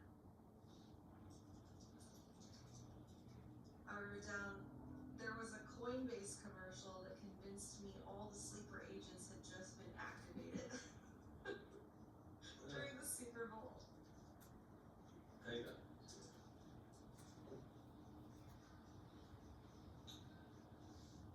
Say that again. There was a Coinbase commercial that convinced me all the sleeper agents had just been activated during the Super Bowl. Oh, this. Maybe if I saw the Coinbase commercial, would that be funny? Maybe, I don't know. I just thought it was funny that I had that impression, and I think I'll send it to you and you can see if maybe you understand what I was thinking. Okay, so like it, maybe those commercials gave a repeated pattern of words that like maybe the secret wake up Yeah. word for activating. Yeah, okay. I felt like River watching that Japanese commercial in Firefly. It's a Firefly reference. There's almost certainly someone out there willing to start the war. Why are they convinced there's no other option? I wrote down at some point. What was the thing you just perplexed you? What calendar they used prior yeah. to, like in the BCs. The answer is different civilizations had their own, like there was no unified, like humanity did not have a unified calendar before that. The Sumerians and Babylonians had lunisolar calendars with 12 lunar months, about 29 to 30 days each, with extra months added occasionally to keep in step with the seasons. Ancient Egyptians had their Roman Greeks had different Romans, yeah, so there was, and like even in like 1 AD, 2 AD, the AD calendar had not been adopted yet, like it's just when, Yeah. in the 6th century, like yeah, the BC AD, or BCE, CE scheme was only devised in the 6th century by Dionysius, Exiguus, long after the events it dates. So like Dionysius, Exiguus, whoever that is, decided the death of Christ was the most important event in human history that we should base this calendar on, and so we're going to call that 0, and this year is 600 such and such. And he convinced the rest of the world to do it that way? I guess he must have been a hell of a guy. Dionysius Exiguus. Sounds pretty badass. Ask it why people started adopting, why other cultures started adopting it. Was Dionysius Exiguus that the whole world of an adopted his scheme? Perfect. No notes. Dionysius Exiguus was a 6th century Christian monk and scholar whose work on calculating the date of Easter accidentally gave us the year numbering system that later spread with Western Christianity and European power. Who he was a monk from Scythia, roughly the lower Danube, modern Romania, Bulgaria, who worked in Rome in the early 500s. His reputation in his own time came from being a skilled canon lawyer, translator, like all the theological classes I texts could need into with all Latin, this. and a competent mathematician / astronomer used for church timekeeping. What he actually did around 525, he was asked by the church authorities to extend and standardize tables that predicted the date of Easter for future years. To label those tables, he chose to stop using the era of Diocletian, That's the same from the reign sequence. of an emperor infamous for persecuting Christians, and instead number the years from the incarnation of our Lord Jesus Christ. That decision was created created the Anno Domini, year of our Lord, year count. He did not invent a whole calendar from scratch, just a new epoch starting point for numbering years on top of the existing Julian calendar. Why anyone cared about his scheme. In his own era, nobody said, wow, the whole world now uses Dionysius' system. His year counts spread quietly because his Easter tables were practical and widely copied in the Latin Western Church. Over the next several centuries, scholars like the Venerable Bede adopted and popularized his AD reckoning in historical writing, and it became standard in Western Christendom. Much later, as European states colonized and dominated global trade, science, diplomacy, and mapping, the Christian-derived numbering hitched a What ride did they do? became Nothing. the They look international standard, cool especially like once the Amber. Gregorian reform fine-tuned the underlying calendar. Okay. Fascinating. Yeah. I don't get this. So it wasn't Dionysius himself that was super influential. He was just commissioned to predict, to create a schema for predicting Easter from year to year, and that just sort of, with a good enough system, found its way into popular zeitgeist or something. Or something. Interesting. I like the way we purposely worded that, but like, That was great. nobody who lived, yeah.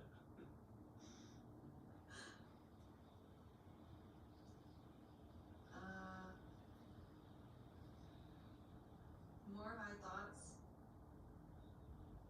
Please.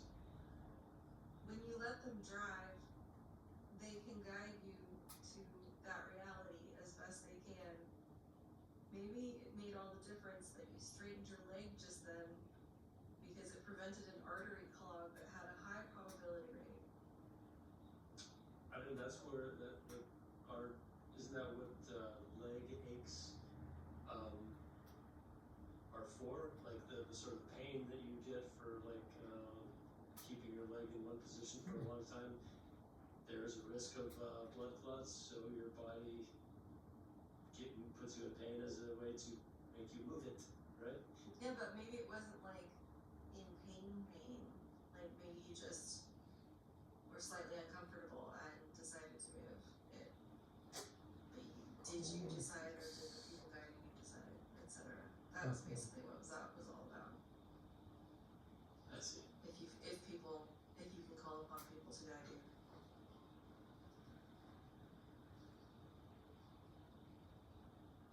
Oh, there was a commercial during the Super Bowl that just featured a lot of young versions of older actors and actresses. Oh. So I thought, what if Hollywood gets the best AI ever? Like, way beyond what regular people can do. And now Jennifer Aniston can still act in her 20s and 30s.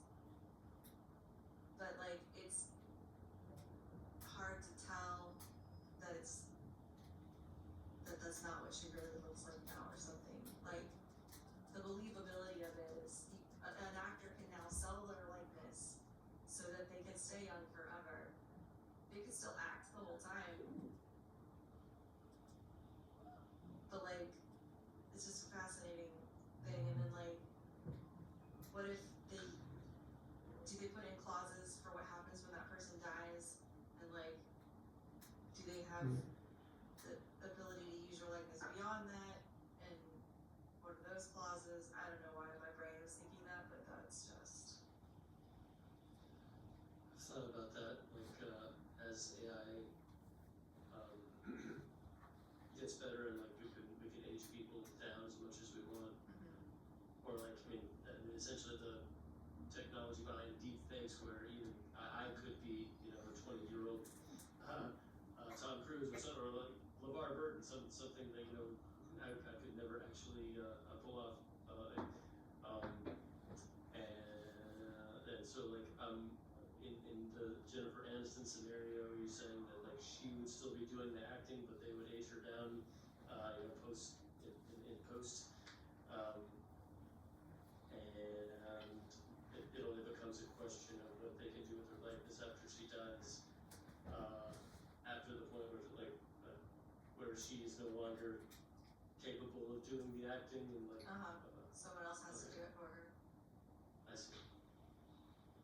Yeah. Like the fact that they could just like cut her out of the loop entirely and have a 20-year-old version of Jennifer Aniston. I mean, as long as she signed her own rights to it, like. Yeah. There's a Black Mirror episode in there somewhere. Yeah, not too far from that actually. Then I wrote down the high thoughts I had during the Bad Bunny concert. Bad Bunny, because you don't need the words to understand the emotion. They're just trying to show how they relate, and that this is what it looks like in their culture. Whiners said the same thing Blood when moons they let happen, so I have rappers to into the defeat this guy NFL. again. Right? But this is honestly one of the last guaranteed ways to put things directly in front of eyeballs that are statistically more likely to need it. Need it? Yeah, I struggle with the word need, because who are we to tell them what they need? But if we want a message to get through, this is a good place to try for it. Then I said Ricky Martin and Lady Gaga were excellent decisions.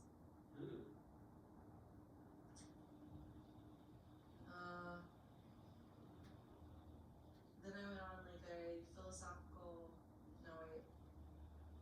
slightly political. There can be only one us, them, and it must be people who would do no harm versus people who would. Of course, then you have to define harm, and that will break down the groups even further.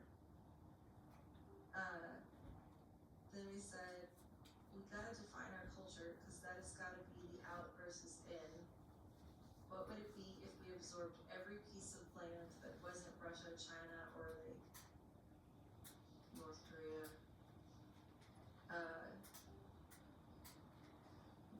Basically, if we absorbed all of the land, we got Greenland, and then Canada was like, you know what, fuck it, we wanna be part of the United States too.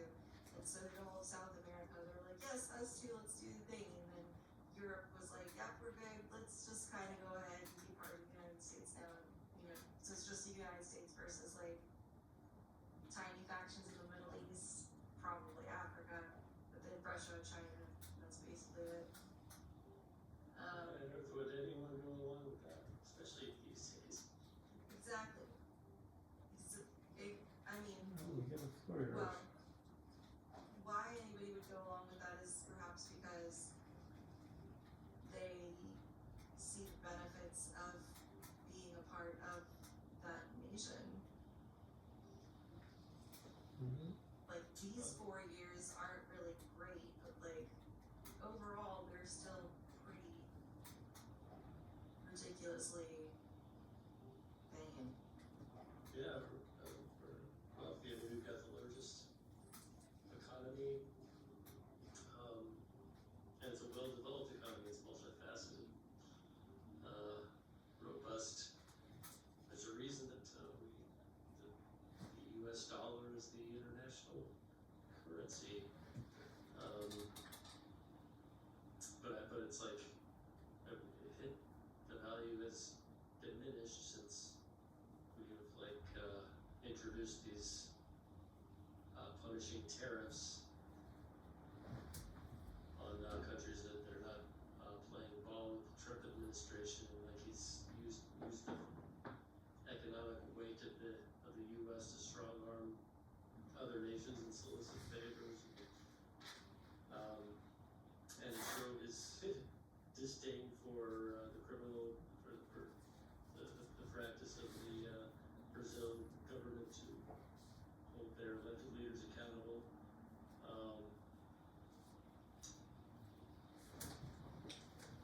So I think now more than ever, like our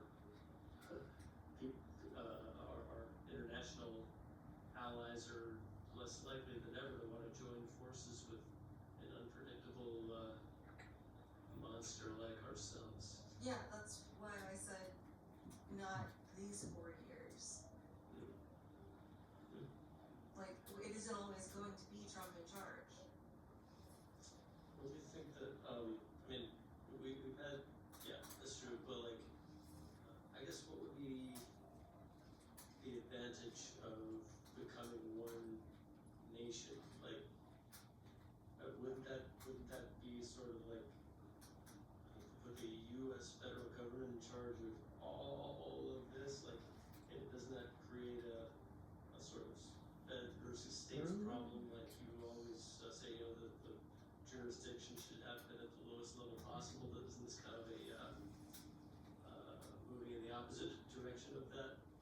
Like, China's problems are not Japan's problems are not. Yes, Or, but if we did it the way that I think we should, then the federal government holds considerably less power, and all of the states are much freer to do their thing. In my utopia of the government, I guess. I just don't see the advantage of merging like that. If we were to scrap the economic policies, if we were just like to scrap the whole Trump administration and never have anyone like that in charge again, like we could have a fruitful economic relationship with all these like we had before. So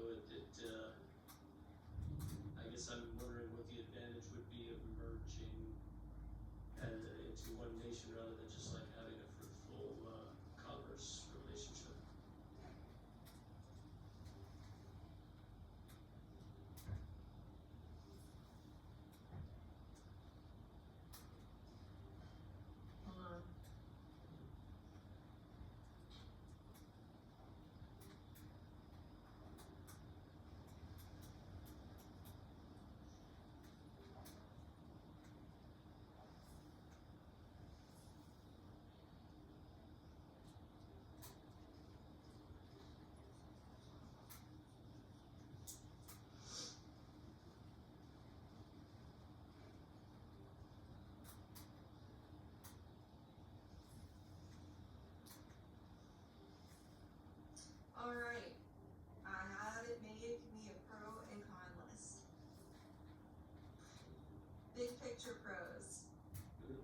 huge economic scale. So the EU's total output is only modestly smaller than the US at purchasing power parity. Let's say that 3 times fast. Purchasing power parity, purchasing power parity, purchasing power parity.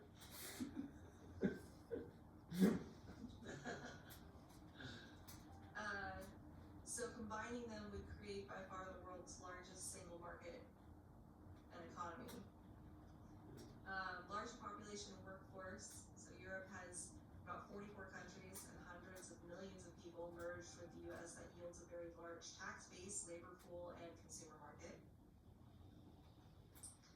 Strategic and security gains, like that's clear.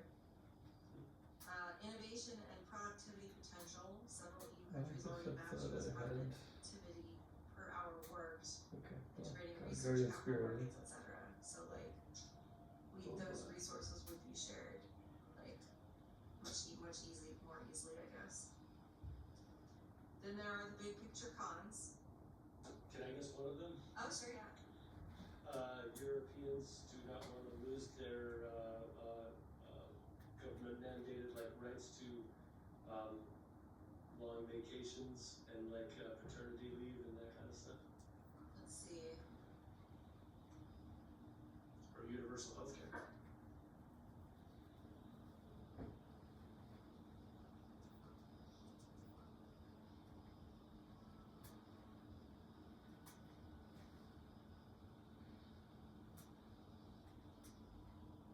Fiscal and regulatory complex. Yes. Europe's social states, labor protections, and regulatory regimes are on average more expansive than current US norms, so setting up constant fights over taxation, welfare, energy, and environmental standards. So yeah, but again, this is where you have to turf most of the power back to the states, but yes, that would definitely be a con. Other things are representation shock, like radically changing the Congress would be a shock. That Obviously, would not necessarily be a bad thing. I mean, like, I guess it would shock the system, but like, who knows if it wouldn't work out to a system where like all the power was not in these like handful of swing states on every election. constitutional overload. Fair enough. Like it does not. It allows Congress to admit new states, but there's nothing designed to absorb several dozen highly developed sovereign states at once. Yeah, huh. So we have to It would be change quite that. the project. And then cultural and language friction. So, but that's the thing. So the cultural friction is what I was thinking about, I think, during this Bad Bunny concert, because Puerto Rico is a part of America, so Puerto Ricans are Americans. So you can't say it's un-American because they are a part of America, and that made me think, well, what if we just accepted everybody into the United States, so that we'd have even more cultures being represented, we'd still have to be able to say they're all American. So so I said we gotta define our culture. I think that's why I said we gotta define our culture. I think if we create this super country, as I'm calling the thing that you're describing, we would have to abandon the name America. We would have to like adopt some new name that applied to everyone rather than, because I just like calling, I mean, the Irish, the French, the British, they all have pride in their own, nations. I don't think, I think it'd be a hard sell to say, hey, why don't you guys all pin on your American flags and join us? I'm not saying that they should. In what I was talking about, I'm not saying that they should. Yeah. I'm just wondering what. I was doing that thought experiment to wonder what would happen culturally, because we would be injecting, if that happened, we injected those cultures, we would have to accept that these are all American culture. And so then I was thinking, we have to figure out what American culture is that could be shared, that we can declare this is American culture because it literally fits with what everybody involved in America wants, I guess, is where my whole brain went with that, I think.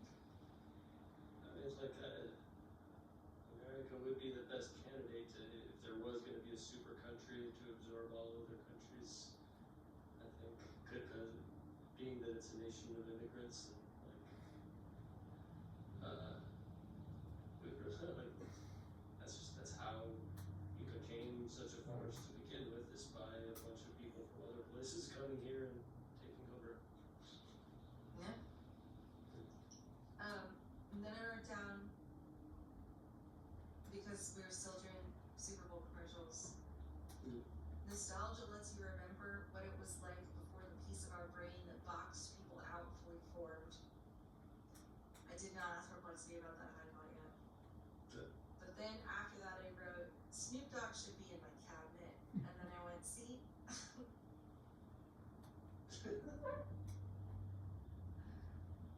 I was taking he was in the Super Bowl commercial. He was, yeah. Hmm. And then I said, okay, I'm convinced there's an Illuminati and they're definitely in charge of Super Bowl commercials. Oh. Do you remember what commercial this was in response to? Great question.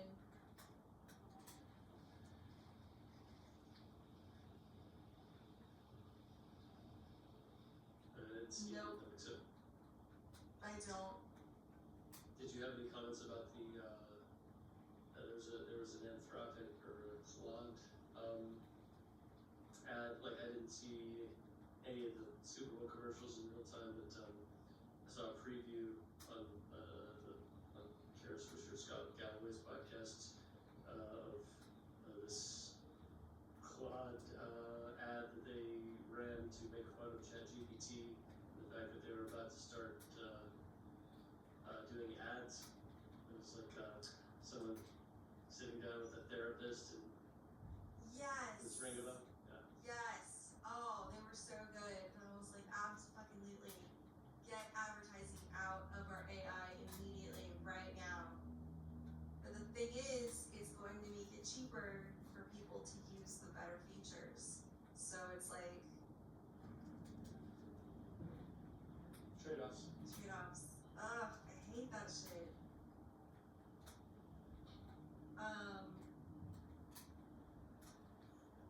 Then I thought something interesting. But before I read it, I have to pee. Okay. So I shall return. Alright.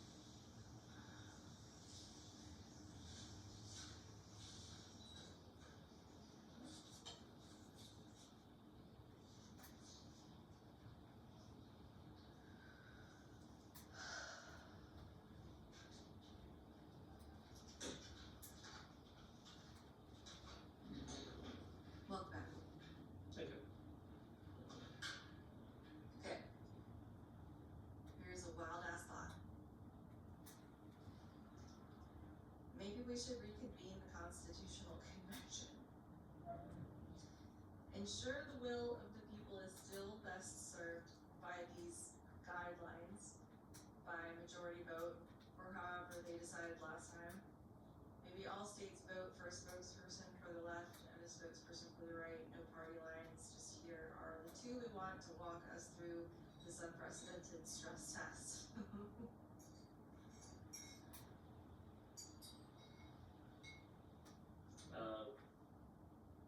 Yeah, I mean, absolutely, let's take it back to square one, you know, that's just never gonna happen. Like, there's too many people profiting from, the current political system.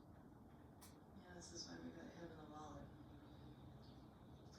There's always gonna be the human who wants to pull all the people into the lifeboat, and the human who has to decide to cut it off, lest everyone die. We should all be focusing on making ourselves as close to the fairest arbiter of that decision as possible. Yep.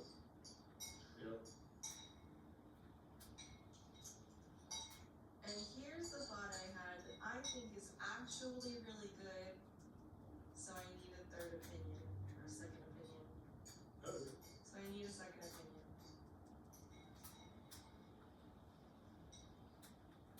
Let's also amend the Constitution so Supreme Court justices have to be up for re-election after 12 years. And they're elected by the same way that it's done now, Congress, or using the same means, like presiding president recommends either the person who's in that seat still, or a new person, and Congress confirms them. So just same process, but like, it ensures a way to swap those people out, I think.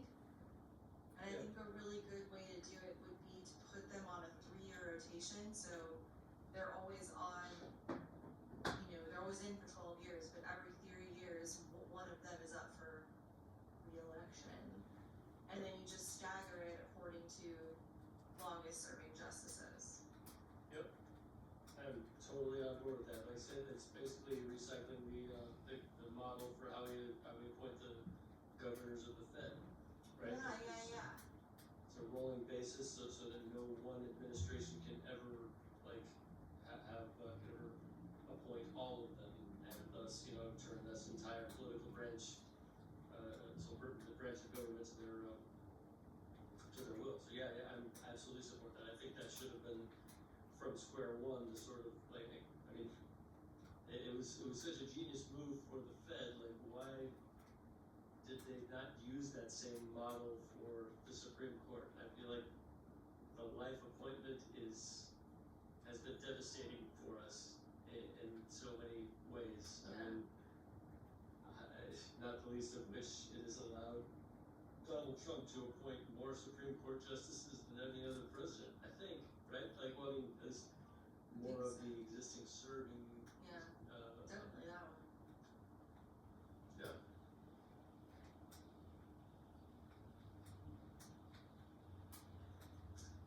And then I wrote, should we make the code that audits people open source to prove that people are audited at random?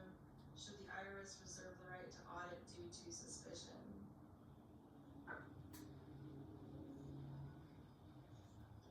You mean like a system where audits are not based on anything abnormal about your tax returns, they're just completely random? Aren't they already random? No. They're not? I mean, I'm sure there's some like randomness in the, like, I'm sure there's like, we have to do this many, like super invasive audits, and we have X number of people who have red flags on their tax returns that would automatically trigger this severe audit, but we also have to hand out X number of them randomly. I imagine there's something like that in place, but no, I don't think it's like whether you get audited. It can be based on a perceived flaw or like a sus thing in your tax returns, I think.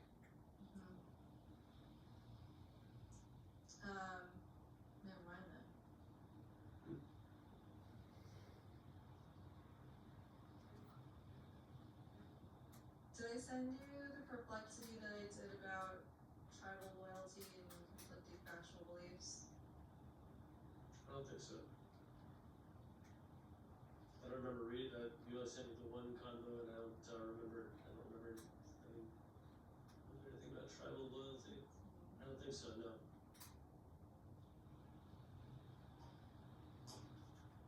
I saved this from one of my perplexity. I saved this chunk from one of my perplexity runs.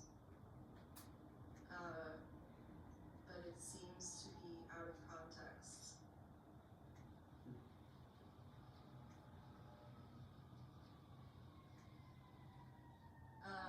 Why it feels like a double standard. Psych research and surveys on political violence show people tend to see violence as more understandable or justified when it's used for causes they already support, and unforgivable when it's used by the other side. That means the same underlying structure, we're desperate, the system is rigged, we have to act, gets labeled justice for our side and extremism for theirs, even when the emotional logic is similar. Your discomfort is basically noticing the asymmetry. Both involve people convinced the government is failing them, but tribal loyalty and conflicting factual beliefs make one set of actions easy to morally excuse and the other easy to demonize. I mean, if we're reverting to system one thinking, then yeah, I would say that's true. Like, if we're applying our mind and, thinking in terms of the most good for the most people. I mean, I personally do not endorse, any sort of political violence, as you know. Whether it be against a right-wing or left-wing figure, I don't see it justified in any case. It's just kind of, hits me on a visceral level. Well, there are definitely people that do feel it's justified. Yeah. Clearly. Yes, I mean, there are people doing it, so obviously.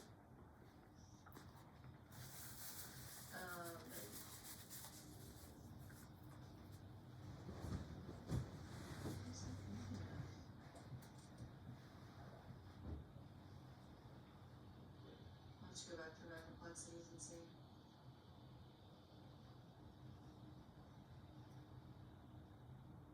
I did think of an interesting, I just I'm not sure what the word is, so I'm just gonna go. I wrote down the bifocals, exclamation point, exclamation point. Red, blue, white. And I'm talking about the thing similar to in National Treasure when Nicolas Cage removes the brick from the chimney and looks inside, and there's bifocals that likely Ben Franklin made, and he uses them. I haven't seen it. I'm not watching your face right now, but I'm remembering it from when this took place.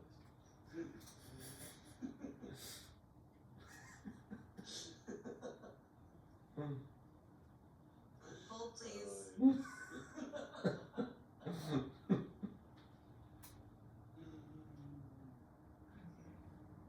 Are you telling me you've never seen National Treasure? I mean, I'm sure I've seen excerpts, like, I think it was a thing when I was on a deployment, and we got all the latest movies, so like, I stumbled in upon a scene or two from time to time.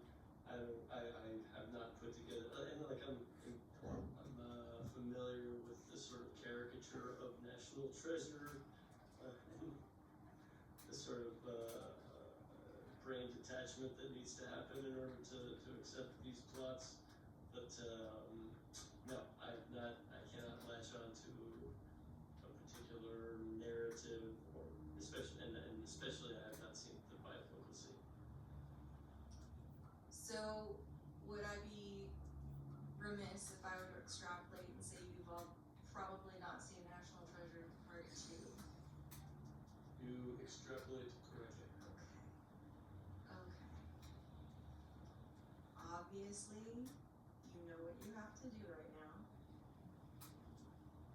Add these to the list. correct? Suppose I have like zero interest in watching these movies. Can you describe the reason why you feel like you are disinterested?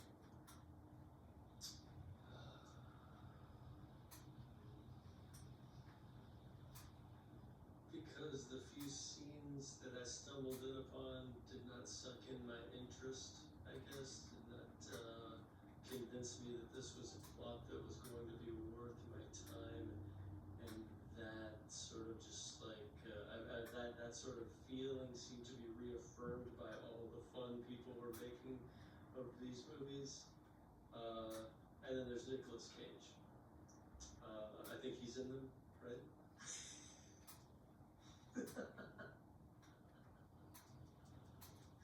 That would be accurate. Yeah, I don't necessarily have anything personally against Nicolas Cage. I just, it's very rare that I've seen him play anyone but the one character. He's capable. He's an actor. You know, he can do more than just the one flavor. But I don't think I saw this character and I was like, oh yeah, that's just Nicolas Cage. I see. First of all, yes, Nicolas Cage has a range. And I could point you to several movies to watch if you wanted to see how good of an actor he actually is. But I fear those films would not interest you either because it seems like, based on your evidence offered, that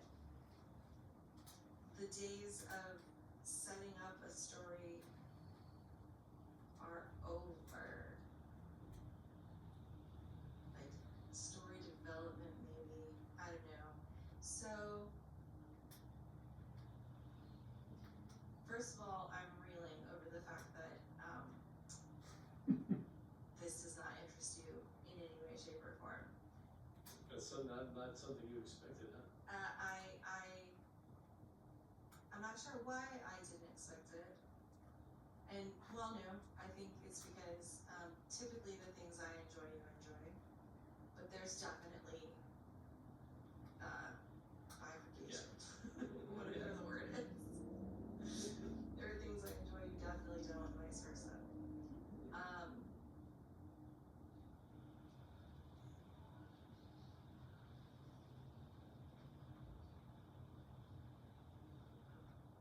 Here's what I will say. It would be useful in the sense that watching Harry Potter was useful, especially for someone trying to write to an audience of zeitgeisters. Okay, yeah, you can see me slumping my shoulders in defeat here.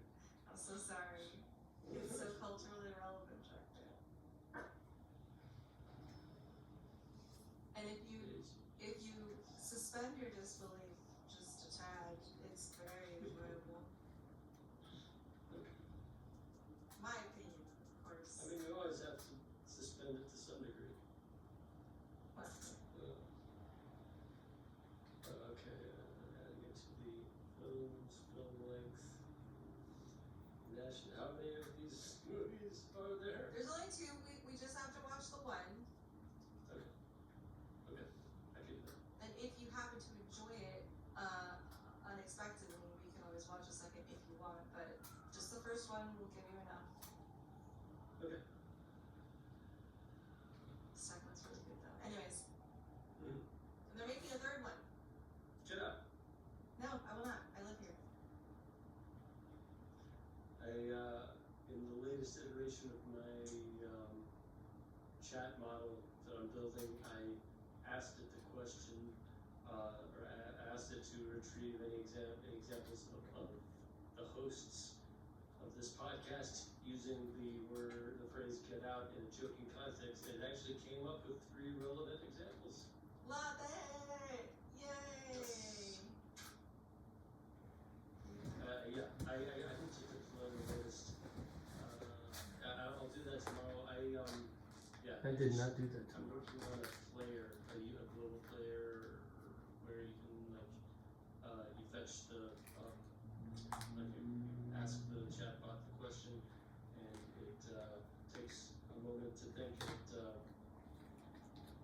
It gives you the answer as well as the context, and each of the contexts you can play from there. You can play the audio thing, and it'll just have the audio player that anytime you click one of the play from earphones, it'll just load it into the player, and it should be super convenient. Once I have that working, I'm going to deploy it, and it'll be the best research assistant application ever. Love it. If you don't mind that it is on the rag. Should have never said nothing. Yeah. I should have just said nothing. Alright, well, That was a derailment. if you had seen National Treasure, this would make sense. But think of bifocals. You know 3D glasses where one lens is red, one lens is blue? It's little bifocals, but where you put the red one down and then you put the blue one down in front of it, and then you put the white one down in front of both those, and you can see everything regularly and clearly. Okay. And I thought that was an interesting metaphor for That whatever it reality is my depends brain on the is lens. doing. Your assessment of reality depends on the lenses that you were looking through. Yes. Honey.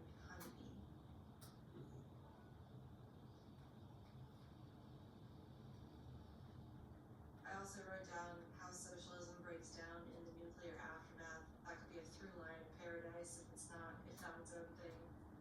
Ooh. Oh, yes. I wonder if they'll go that direction. They've gone some bizarre directions. Yeah. That is all my random high thoughts.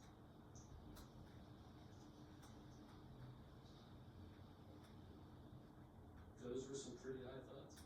I agree.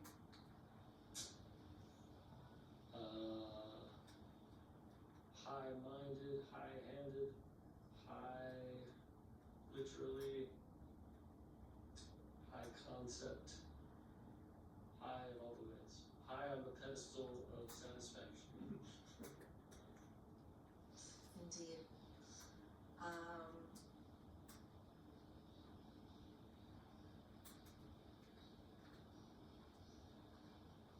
What shall we talk about next? Well, we are still on for JGQT tomorrow, right? This is That's, just bonus? yes. Okay, cool. So we can save some of if we don't get to them tonight, we can do some of these things tomorrow. True.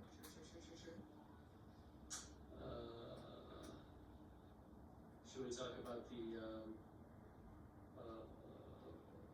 Obama tweet? We should talk about that, yes. Let's talk about that, Jeff, right? So I didn't see it. Okay. I was informed about it by my coworkers, and most of the fake news networks did not deign to show the actual thing on air, but they reported on it. I guess it's do you remember Roseanne Barr and her the attempted reboot of the sitcom Roseanne? Does this ring a bell? I do. She said something and got canceled. She did. She sent out a tweet basically comparing someone, it was a black woman in some position of power, but likening her to Planet of the Apes, just like such and such meets Planet of the Apes, that's this person. And that, just comparing a black person to a subhuman primate. What did you think was gonna happen? Her sitcom that had just been rebooted and was receiving high ratings, like nothing, nowhere to go but up. And like the week after they did the pilot, debut episode, she does this, and the network cannot justify even this ratings juggernaut that they have just discovered. Like they cannot justify keeping her on. They try. I don't know if the Connors is what they rebranded the sitcom as after killing her off after 1 or 2 episodes. I don't know if that's still around. I don't know if if the supporting cast had enough star power to keep that going. But anyway, like Roseanne Barr was canceled for basically a very similar thing to what Trump just did. Granted, it wasn't illegal when she did it, and it wasn't illegal when Trump did it, but call me crazy, and we've talked about this many times. I just feel that the leader of the free world should be held to some standard of decency, of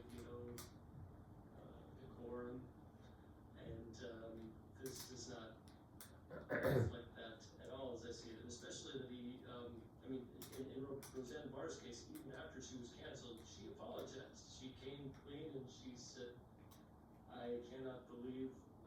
Well, she tried to blame the Ambien. She Oh, did she? was on an Ambien. Yeah.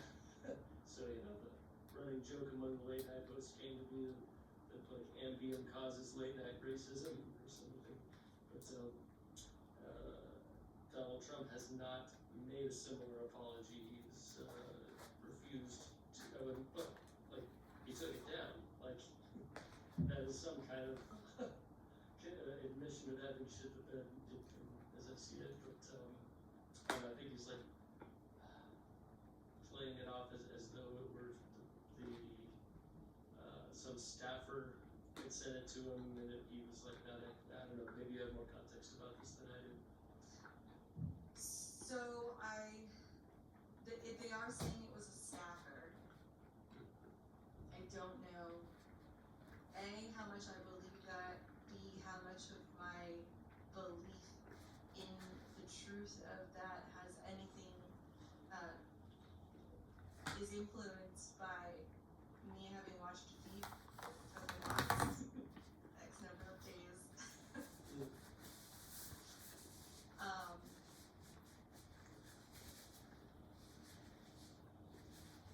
See, that's exactly what you would say if you wanted to turn it into not a big deal, I guess, or whatever. But then you would fire the staffer. It's all Veep in my head now. So I am under the impression that at least it's officially a staffer. But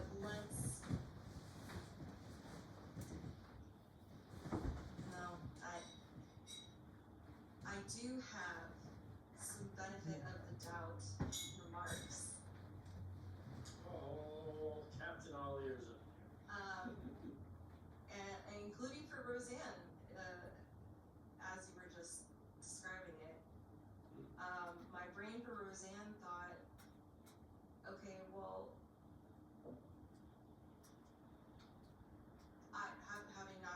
not remembering,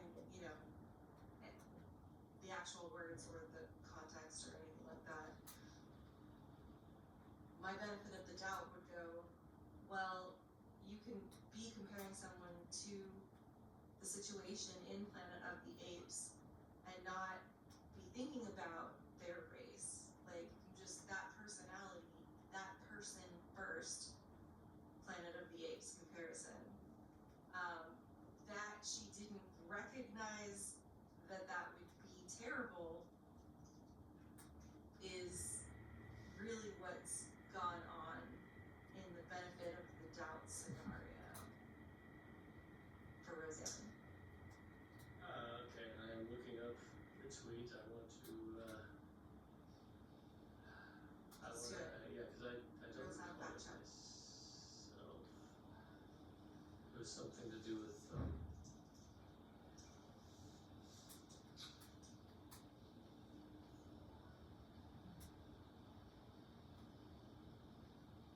in a since deleted comment on Twitter, Barr compared Valerie Jarrett, a former advisor to President Barack Obama, to an ape. Barr wrote that if the Islamist political movement, the Muslim Brother, that is that oh no, if the Islamist political movement, Muslim Brotherhood, and the Planet of the Apes had a baby, that baby would be Valerie Jarrett. Okay.